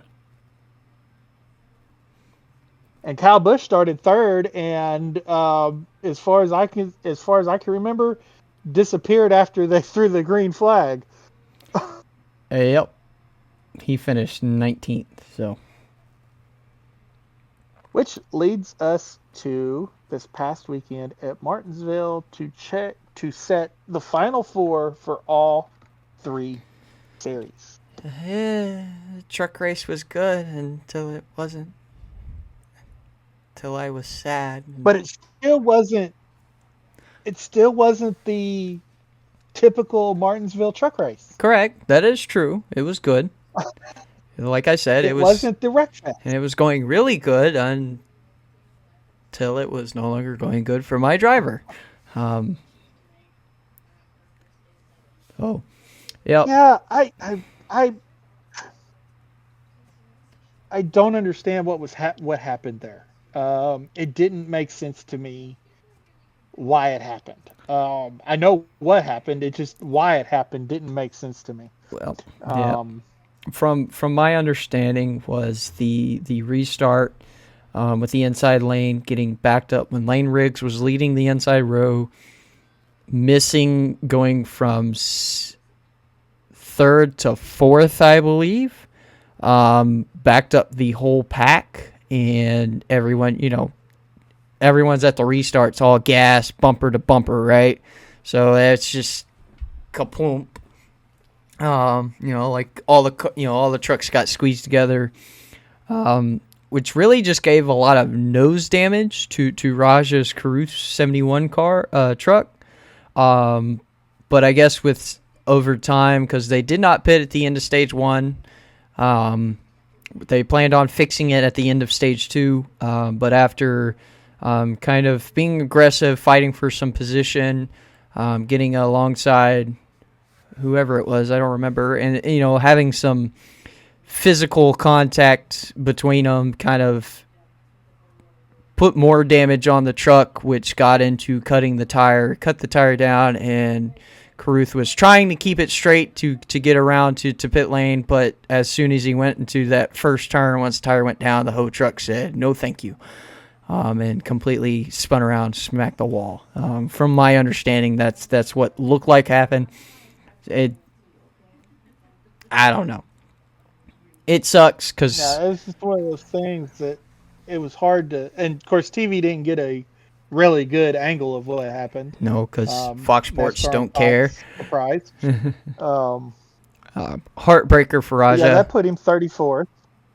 He was... He Same was... Yeah, he was third going into it. Yep. Going into it, he was third in the standings. Very, very high likely he to get in. He might have been. He was actually second going into Martinsville. He was looking behind Corey Heim. Yeah, very positive to be in.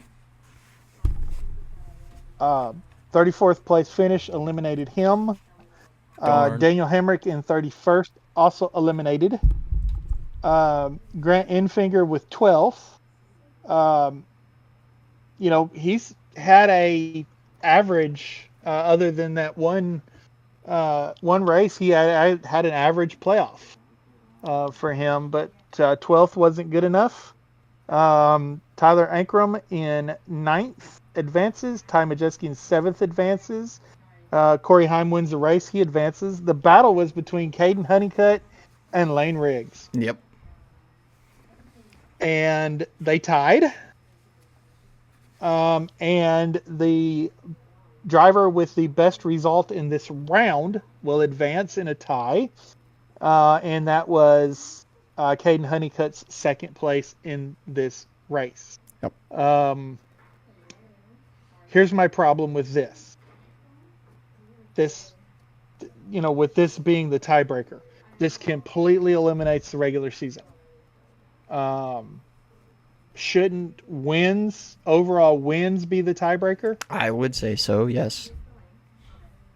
You would think, but unfortunately that's not the way NASCAR looks at it, so Lane Riggs is eliminated.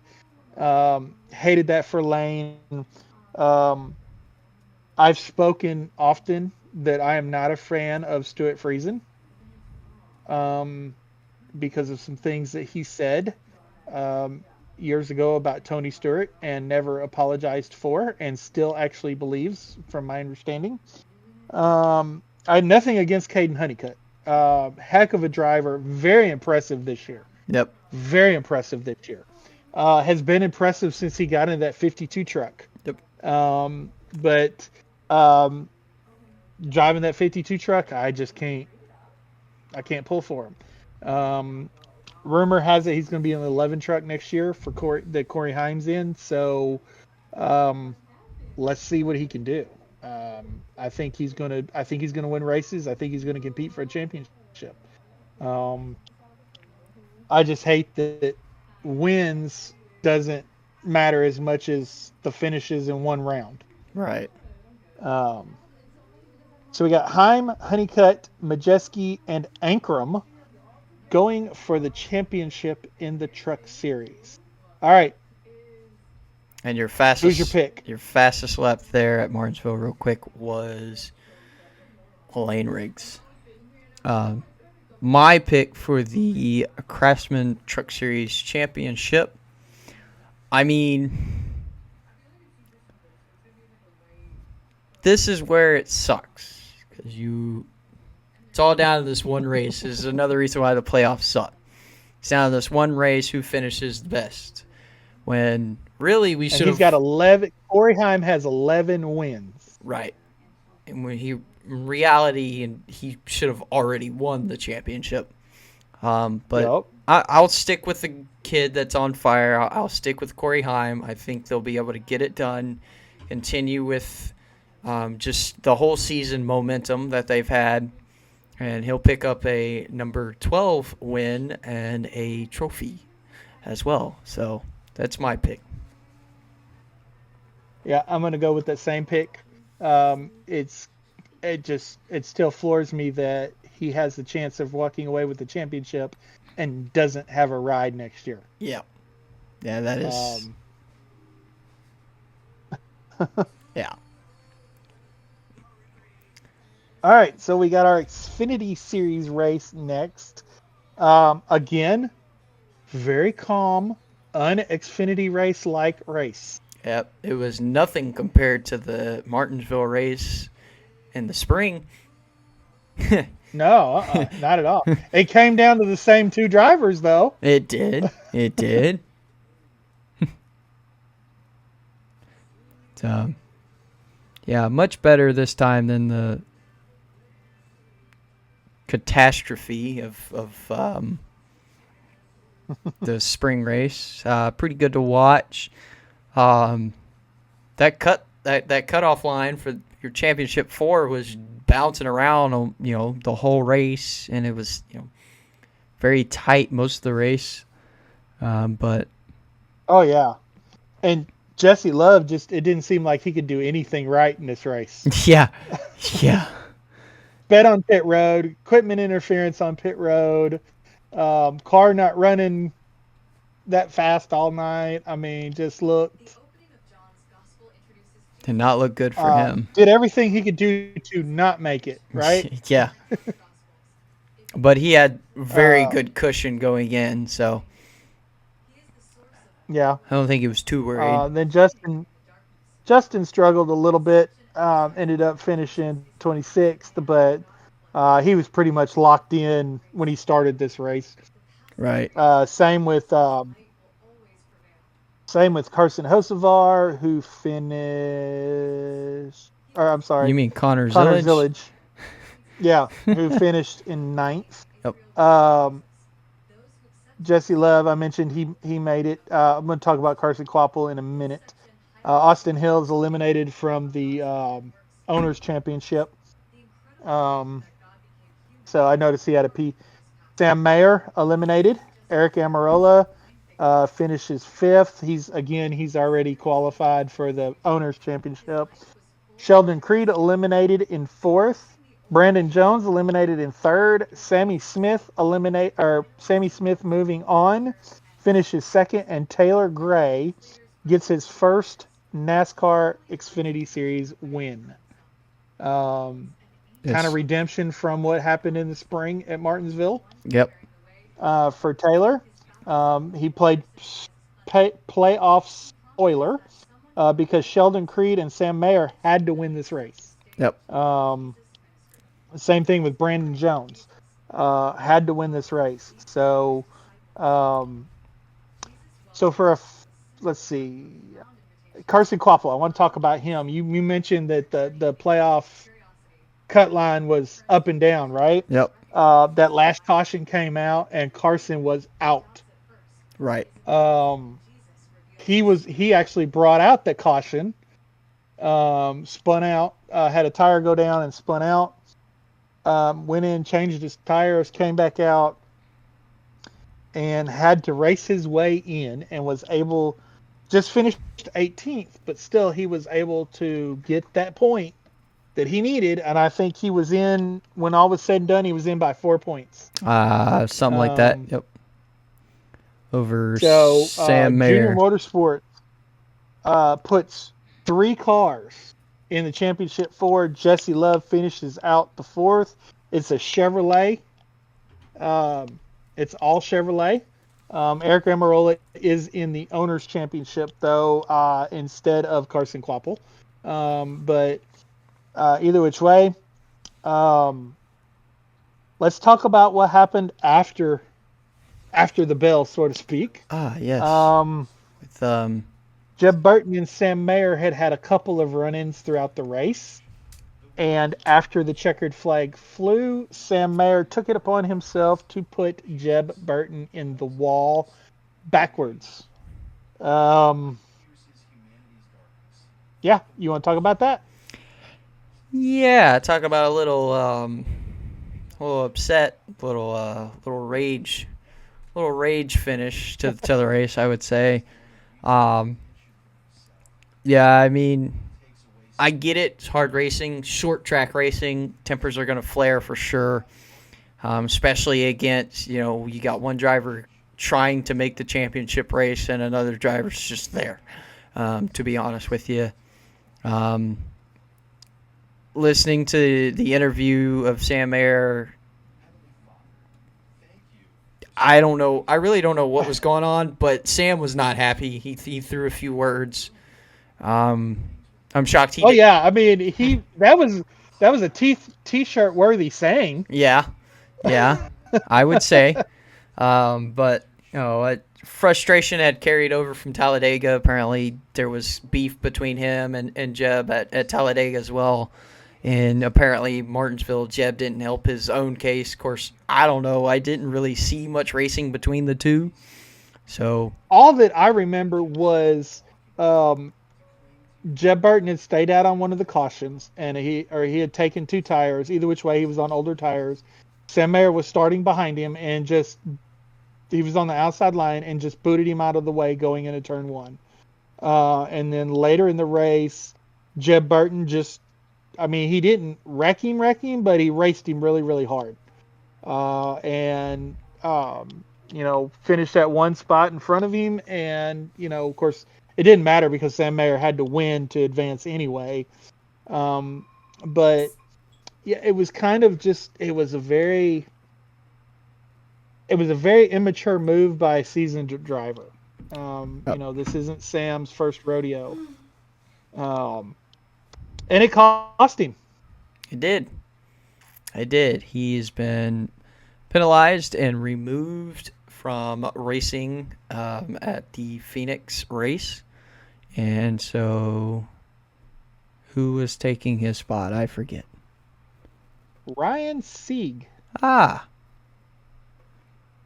It's Ryan's 400th start in the Xfinity Series. It's his first start in winning capable equipment outside of, his team has had some winning capable cars in the past, but this is a proven winning team. The 41 team was the 98 team last year that won Phoenix. If you remember, Riley Herbst won Phoenix in the 98 car, which is the 41 car. Right. So Ryan Sieg is taking his talents and moving it into the car that won this race last year. Could do for some his good. 400 start. I would love to see Ryan go out there and perform at a very high level, almost to a high level of winning the race. I want to see Ryan win, but I would rather see Ryan get his first win in his own car. Yeah. I think it would mean more. I would agree. But I really want to see him. I really would. I'd love to see him run top 5 this weekend to prove that he has the talent to do what he's been trying to do for a very long time, and that's win races. Right. Yep. I would agree. That would be awesome. Wasn't necessarily a move I saw coming, though, putting Ryan in the car. No, that one, it was a bit of a shocker. I had to reread it when I first read it. I was like, did I read that right? Well, the first thing I saw Kyle Sieg is moving to the 39 car. We'll announce who's going to be in the 28 car. And I'm like, did Ryan get hurt at Martinsville and I missed it? What's going on with Ryan? Because that RSS Racing didn't have that in their statement. They just said that Kyle's going to go into the 39. The driver for the 28 would be announced later. So I'm scrolling down, and I finally come across the statement from SHR, from Haas, that states that Ryan Sieg is like, oh, thank God, because I thought he had gotten hurt or something. So, sense of relief on my part. Yep. All right, so your Xfinity Championship 4, Connor Zillage, Carson Quapple, defending champion Justin Allgaier, and Jesse Love. Who is your pick to win the Xfinity Championship? the playoffs are so messed up because you mentioned it with Corey Heim. Connor Zillage should have had this championship wrapped up. Yep, I would agree. There is not only just a chance that Connor Zillage does not win this championship. There's also a chance that Connor Zillage does not win Rookie of the Year. Because Carson Kvapil can finish one place in front of him and win Rookie of the Year. Which makes no sense. Exactly. So that is another fail of the playoffs. But I have to go with Connor. Seeing Justin win back-to-back would be awesome. But in reality, I have to go with Connor. I don't have a choice because he's just what he's done this year as a rookie, setting the records that he's set, winning the races that he's won. That car, he's won 10 races. That car's won 12. Yep. Because both times he got hurt, the driver that got in the car for him won the race. Right. You know, Larson at Texas and Kligerman at Talladega.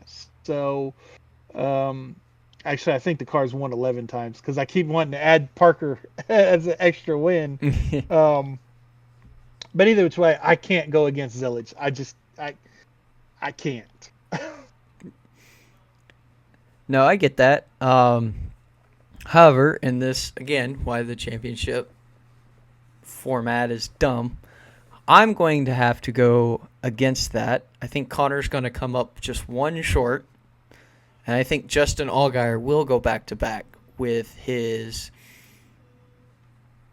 with his veteran status and his Phoenix skill set. He's really, really good at Phoenix. He's, when the car doesn't get wrecked out, it's a top 5 at least, if not a top 3 or a win.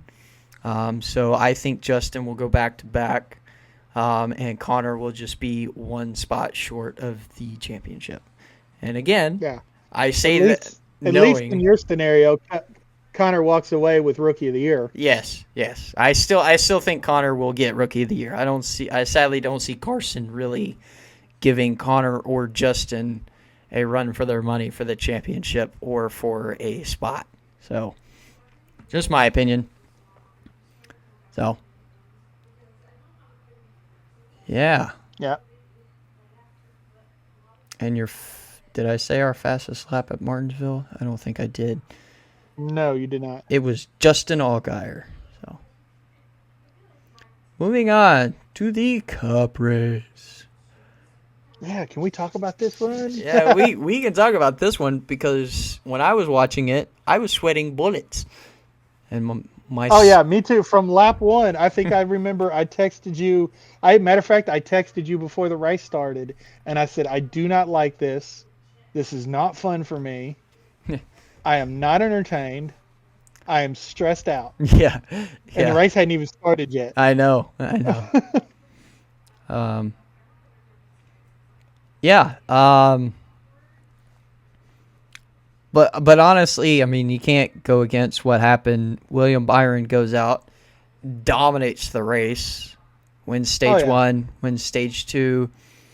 Stage 3 was when, not just the,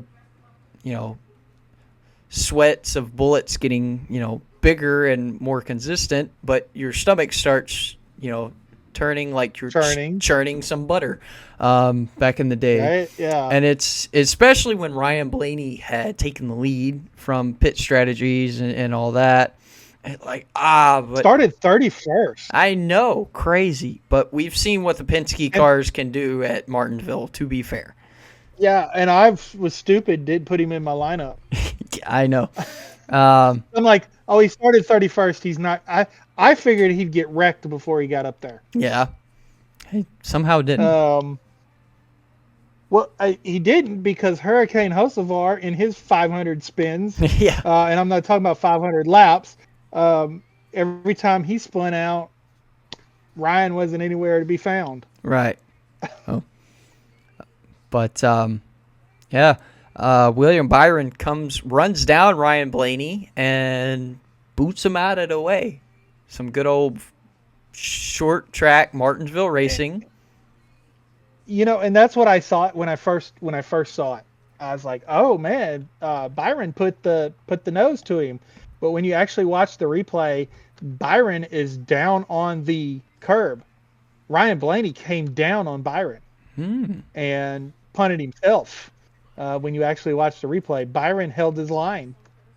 He stuck it in there, and Ryan tried to cut him off, and it didn't work. Well, there you go.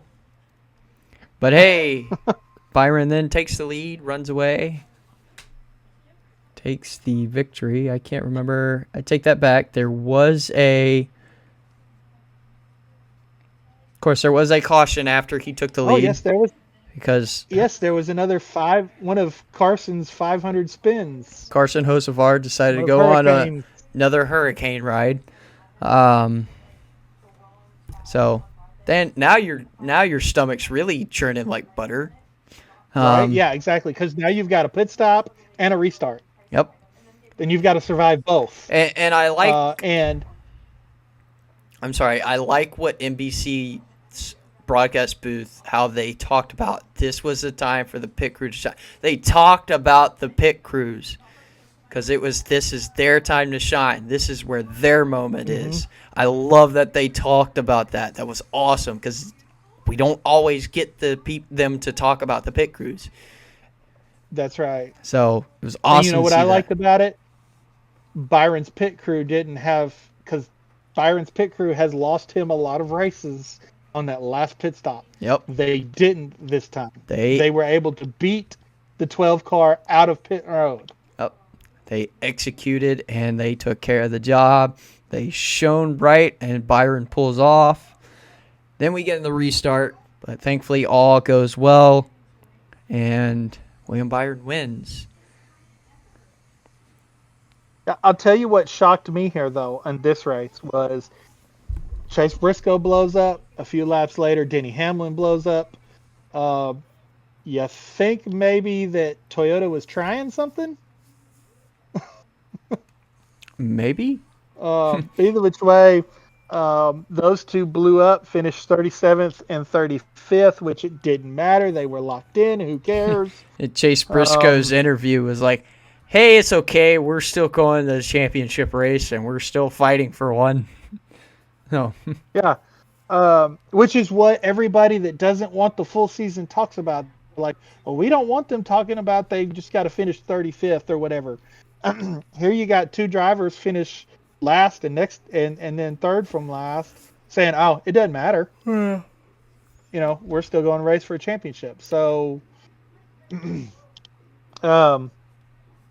we had our weekly Cody Ware tire loss. Door bumper clear. Tommy Baldwin, who is the team manager for this team, says it's the 9th time they've lost a tire this year. Oh my. Team record, maybe. They need to fire their tire changer. But anyway, we get then we had Hurricane Hocevar with his 500 spins. Logano gave it a shot. Finished 8th. Christopher Bell 7th. Kyle Larson 5th. Elliott 3rd. Blaney 2nd. Even finishing 2nd and 3rd eliminates Ryan Blaney and Chase Elliott. Well, Christopher Bell and Joey Logano also eliminated. Kyle Larson it came down to Bell and Larson. They came into this race separated by 1 point. But Larson was just better than Bell all day. Got stage points, and then finished ahead of Christopher Bell. And I believe 7 points was the difference. It was it was 6 or 7 if I remember correctly. So, yep. So William Byron wins his way in from below the cut line. Fastest lap was William basically got all the points in this race. Yep. Got fastest lap. Fastest lap, stage 1, stage 2. Basically, he did everything that he could do to get in if he had not won. It still wouldn't have been enough, but he did everything that he could possibly do, just in case he didn't win. Right. So our final four is Chase Briscoe, Denny Hamlin, and William Byron, all who won in this round and locked themselves in, and then Kyle Larson, who got in on points, barely. So, do you remember who you said your champion was? In our preseason episode? Of course. Yeah. He is still my championship pick in our grid challenge on NASCAR. That the app did anyway in fantasy. But yep, William Byron is who I said takes it. A fun tiebreaker was how many laps will the championship driver lead over the course of the 10 race playoffs. I was nowhere close thanks to Martinsville. I put 137.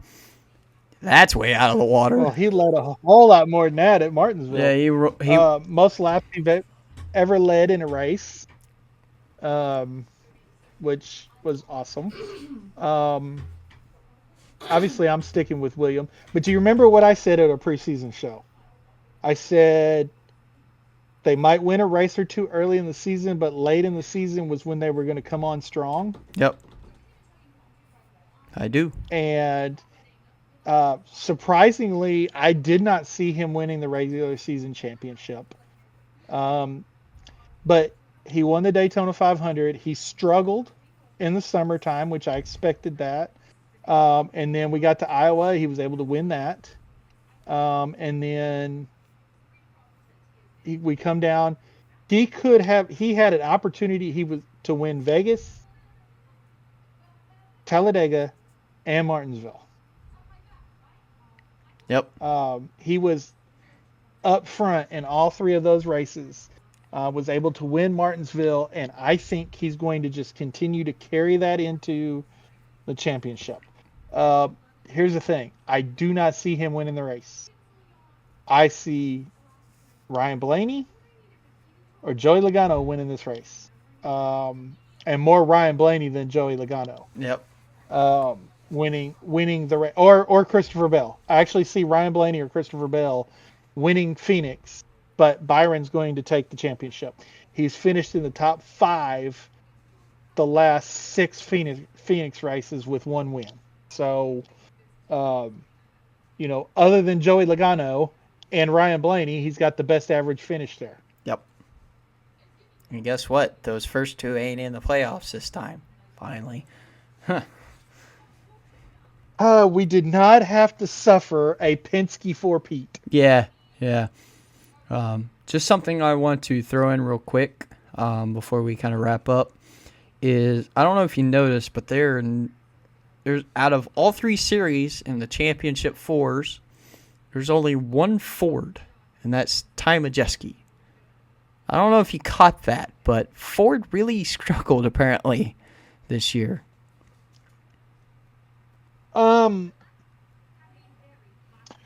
Well, you kind of look at the teams that they've got. They don't have.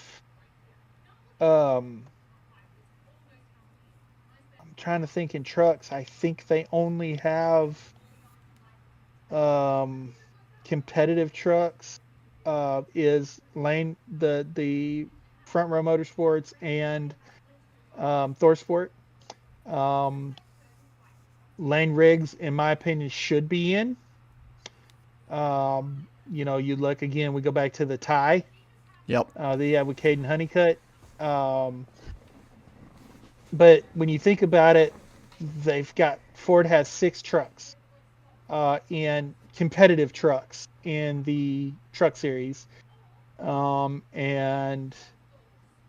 Jayski out of Thorsport was the only one that was really any good this year. But he still hasn't won a race. And then you had Lane Riggs and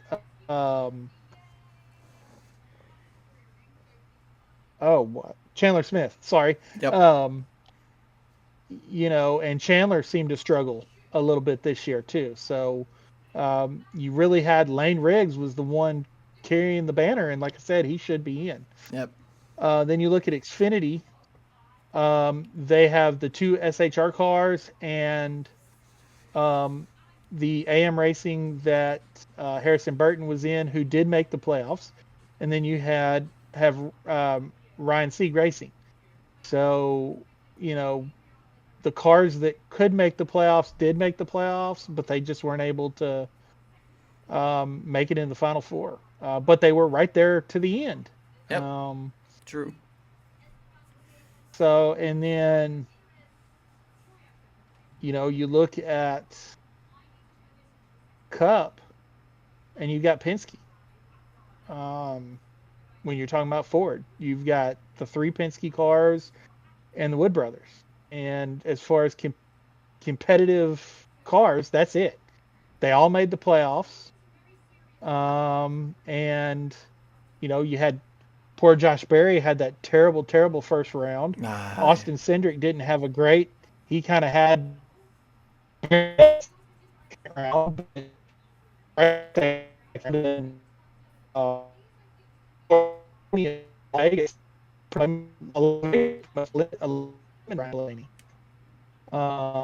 on 1 second. 1 sec. I apologize. You're like frozen and breaking up very bad.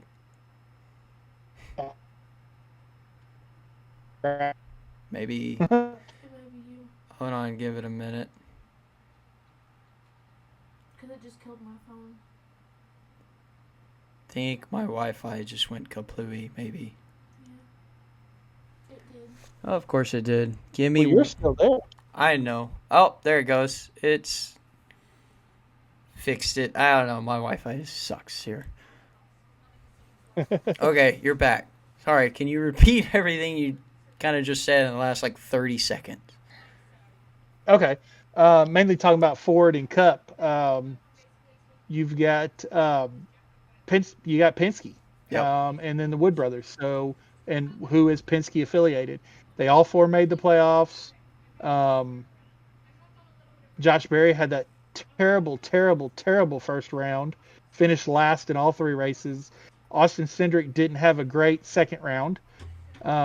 He was eliminated. And then Ryan Blaney was pretty much eliminated, put himself in a must-win at Las Vegas. And then you can almost say that Talladega eliminated Joey Logano because he just didn't have the typical Joey Logano Talladega race. So when you look at Fords, I mean, that's their biggest problem is car count. That used to be Toyota's biggest problem, but now it's Ford's problem in all 3 series. Good point.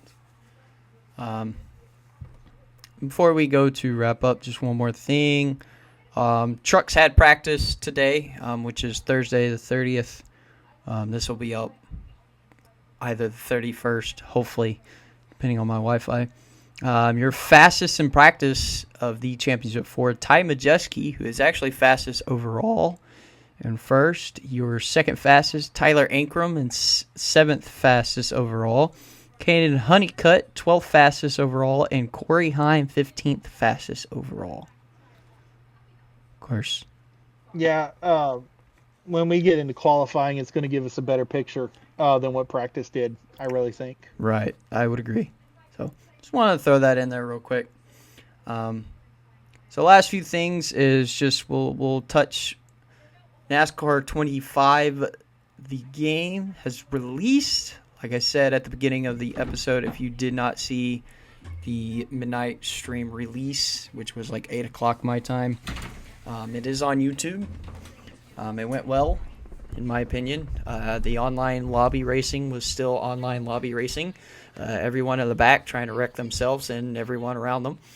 Of course, I feel like it's cleaned up a little bit better. I did some Martinsville races last week, and it wasn't too bad.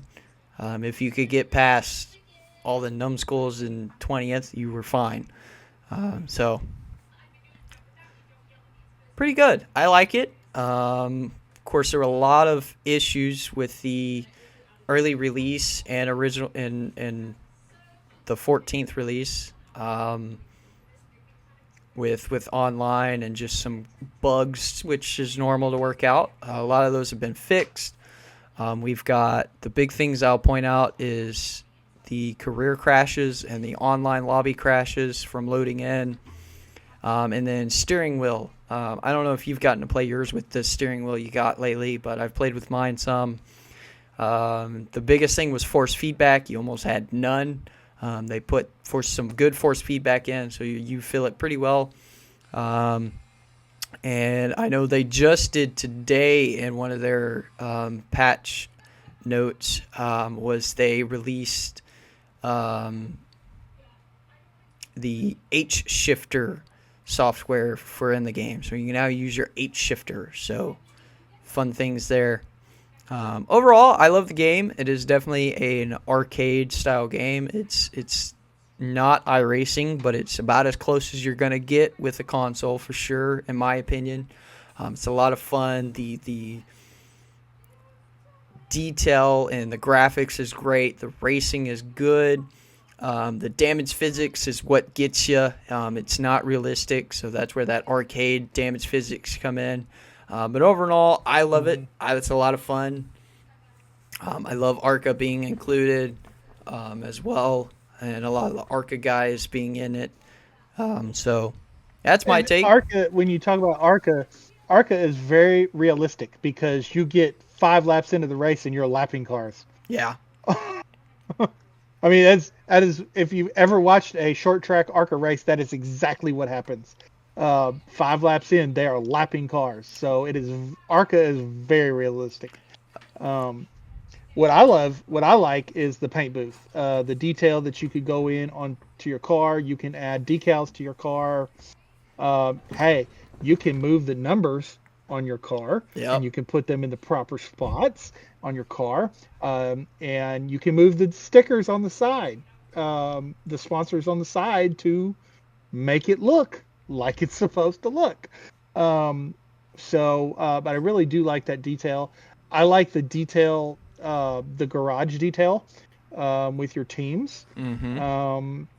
And as you're building your teams, which is all well and dandy, and I like that aspect of it. But what I do not like, that I think is missing, is me being able to drive for other teams while I build up my money, and then if I want to go start my own team, I can. Kind of like you did on Heat 5. I do miss that aspect of the career mode, but other than that, I'm loving it.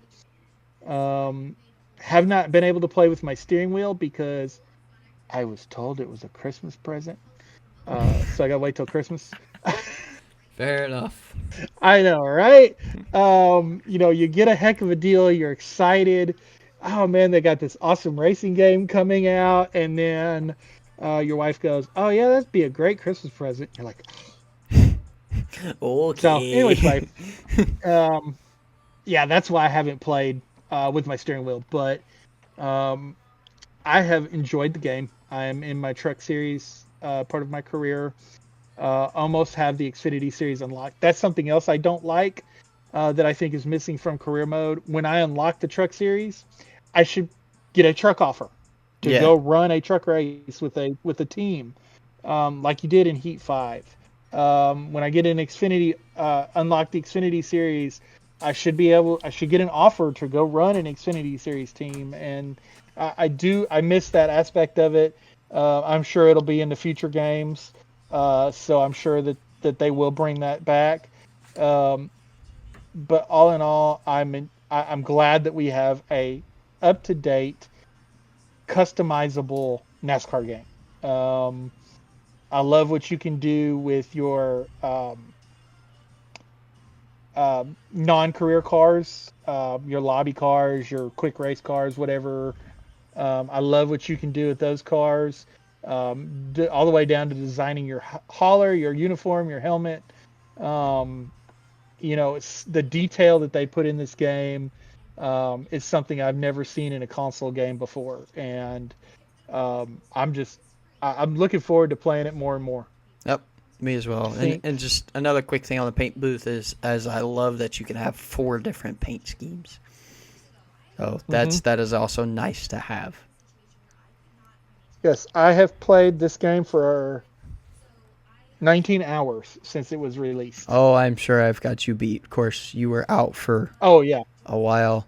I have 39 hours. So yeah, you got me beat. You've doubled mine. But yeah, you've played it. You've had more time to play it and Right. stuff like that. Because I was completely out of pocket for a week and a half. Yep. Oh. So missed a lot of daily stuff on other games because I was gone. But I wouldn't have missed what I went to for the world. So. Right. So. Yep. So. That is it. On to Phoenix. You got our championship picks. And, yeah, we'll wrap up the season hopefully next week. We'll be able to record and finish off the season. Yeah, if all goes as planned. Well, it will be a season finishing show, but I don't think it's going to be our last show of the year. I think we will have to do one when the trial is concluded or a settlement is reached, whichever happens first. We will have to come back to talk about that. Definitely have to do that. So, yeah, if that is all for tonight, then I will let you do our shout outs. Hey, look what I got. Hey, that looks familiar. This is William Byron's Daytona 500 2025 win that I'm going to be reviewing this week. Next week, I'm sorry. This is Thursday. What about next week? What about the other one I know that came in? Is it there too? It is here. It is downstairs. Ah. But it is Chase Elliott's Clash win. Bowman I Gray. will also be reviewing it this week or next week. I'm sorry, I keep saying this week, but it will be next week. So I've got other things coming up this weekend that I have to prepare for. So I'm not going to be able to do any recording until next week. So, but got those two coming down the line. Trying to think that's it. Hopefully next month I can start my Red Dead 2 playthrough streaming. I've been looking up some maps and some things that I really want to go and investigate. Of things that this will be my 4th playthrough, and things that I've never seen or knew were in the game. Yeah. So I want to go check those out. Just some other quick news on the stream side, since you mentioned your Red Dead Redemption. If y'all haven't been watching the H&N iRacing League that I run on Tuesdays and Wednesdays, the Impex Autoglass Cup Series on Tuesdays, and the Round the Track Podcast Xfinity Series on Wednesday, we had the first race of the playoffs for the RTPS series, the Xfinity Series, this week at Atlanta, and I took home my first H&N League victory. Broke the number 7 of Elijah Hoggy's. I think he was on a 5-win streak. Of course, sadly, I got loose and wrecked him, got into him, and he had already used his fast repair, so that my wreck taking him out took him out of the race. So, sorry, bud. But yeah, got my first victory, and we are locked in for the championship race at Chicagoland. So excited for that. Still got Nashville and Kansas left. And then the first race of the Cup Series is this Tuesday at Atlanta, and I'm very good at Atlanta and the next-gen cars. I'm just very good at drafting tracks, period, when enough people show up anyway. So hopefully we can go back-to-back and get a Cup Series win as well, and lock in for the Impex Autoglass Championship as well. So, yeah. Yeah, but you need to talk about the big race that you won on the 3-mile track. Ah, yes. So I have joined another league. It is the United States Online Racing Association. They were doing a special race for part of their season. It was at iRacing Superspeedway. It's a 3-mile drafting track, and they were doing a 22 a day, which was the number for veteran suicides, which they were doing a veteran suicide prevention race. And I was like, I'll join in for this. And we went on, and it was quite a caution fest, really. Got spun around about halfway through the race, but we were able to work our way back up. And after 3 green-white checkered restarts, we ended under yellow, and I took home the victory. So, yeah, it was great. Those guys were awesome. Fearless up in the booth. They contacted me finally. Apparently tried to interview me the first time, but I was not available because I was in a Discord call. But once you had texted me, hey, they said you were unavailable, I was like, okay, I'll fix that. They got their interviews in. But yeah, some good people, a lot of fun racing with them. Love their reasoning of racing. So more news on what's going on with them in the future once I've wrapped up this season with H&N.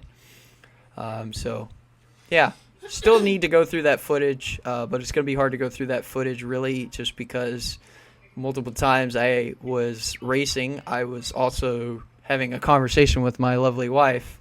So I can't really go in and take out that part. But I'll see what I can do, and hopefully I can get a video out for that. So, yeah, took home a victory there as well. If not, you can go. If not, you can go to their YouTube page, and it's still on the race. It's not the point of view, but the race is still on their YouTube page. They do broadcast every race. So Fearless Broadcasting. I'll give a link to their channel in the description below, and you can go find that race. I'll actually leave a link to their channel and also leave a link to that race broadcast stream, so you can go check out their channel and also check out that stream. But yeah, it was a lot of fun. So yeah, that's it for tonight that I have. Yeah. Well, you guys follow everybody that we mentioned earlier. I'm not going to go through that list again. Good gosh. If they don't know who to follow by now on X and what podcast to listen to, we're not doing a very good job anyway. So check all those out. Don't forget Circle B Diecast for all of your diecast needs. Once again, we're probably going to try in the off season to contact them and see if we can work out some sort of sponsorship deal. Not necessarily, they don't have to give me anything, just help me get diecast to review and stuff like that. But yeah, check them out, and we will see you next week. 1 second. I want to give one more shout out to a non-sponsor shout out. This guy is, the owner of this company is really, really cool. Gets involved with a lot of his fans. I'm trying to get to it, but it's on Twitter, so I can properly give them the proper shout out. But he is one of the companies that can sponsor you in the game, the NASCAR 25. And when the game came out, I saw his page, and here it is. He's really cool. But Big Fish Barbecue, check them out.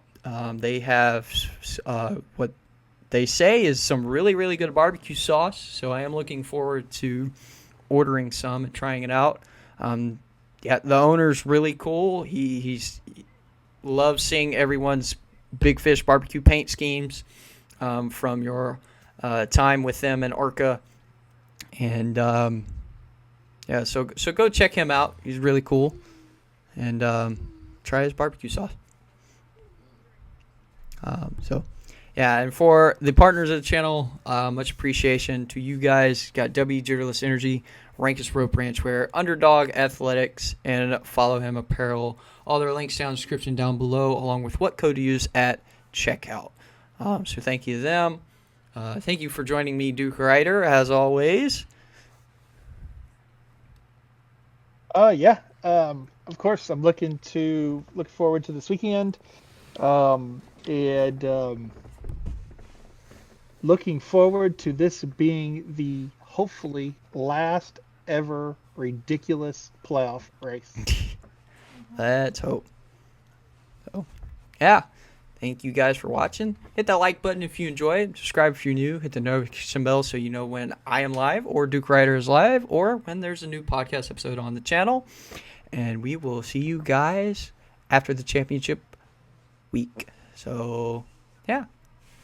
That being said, be bold. Share Jesus. Right on.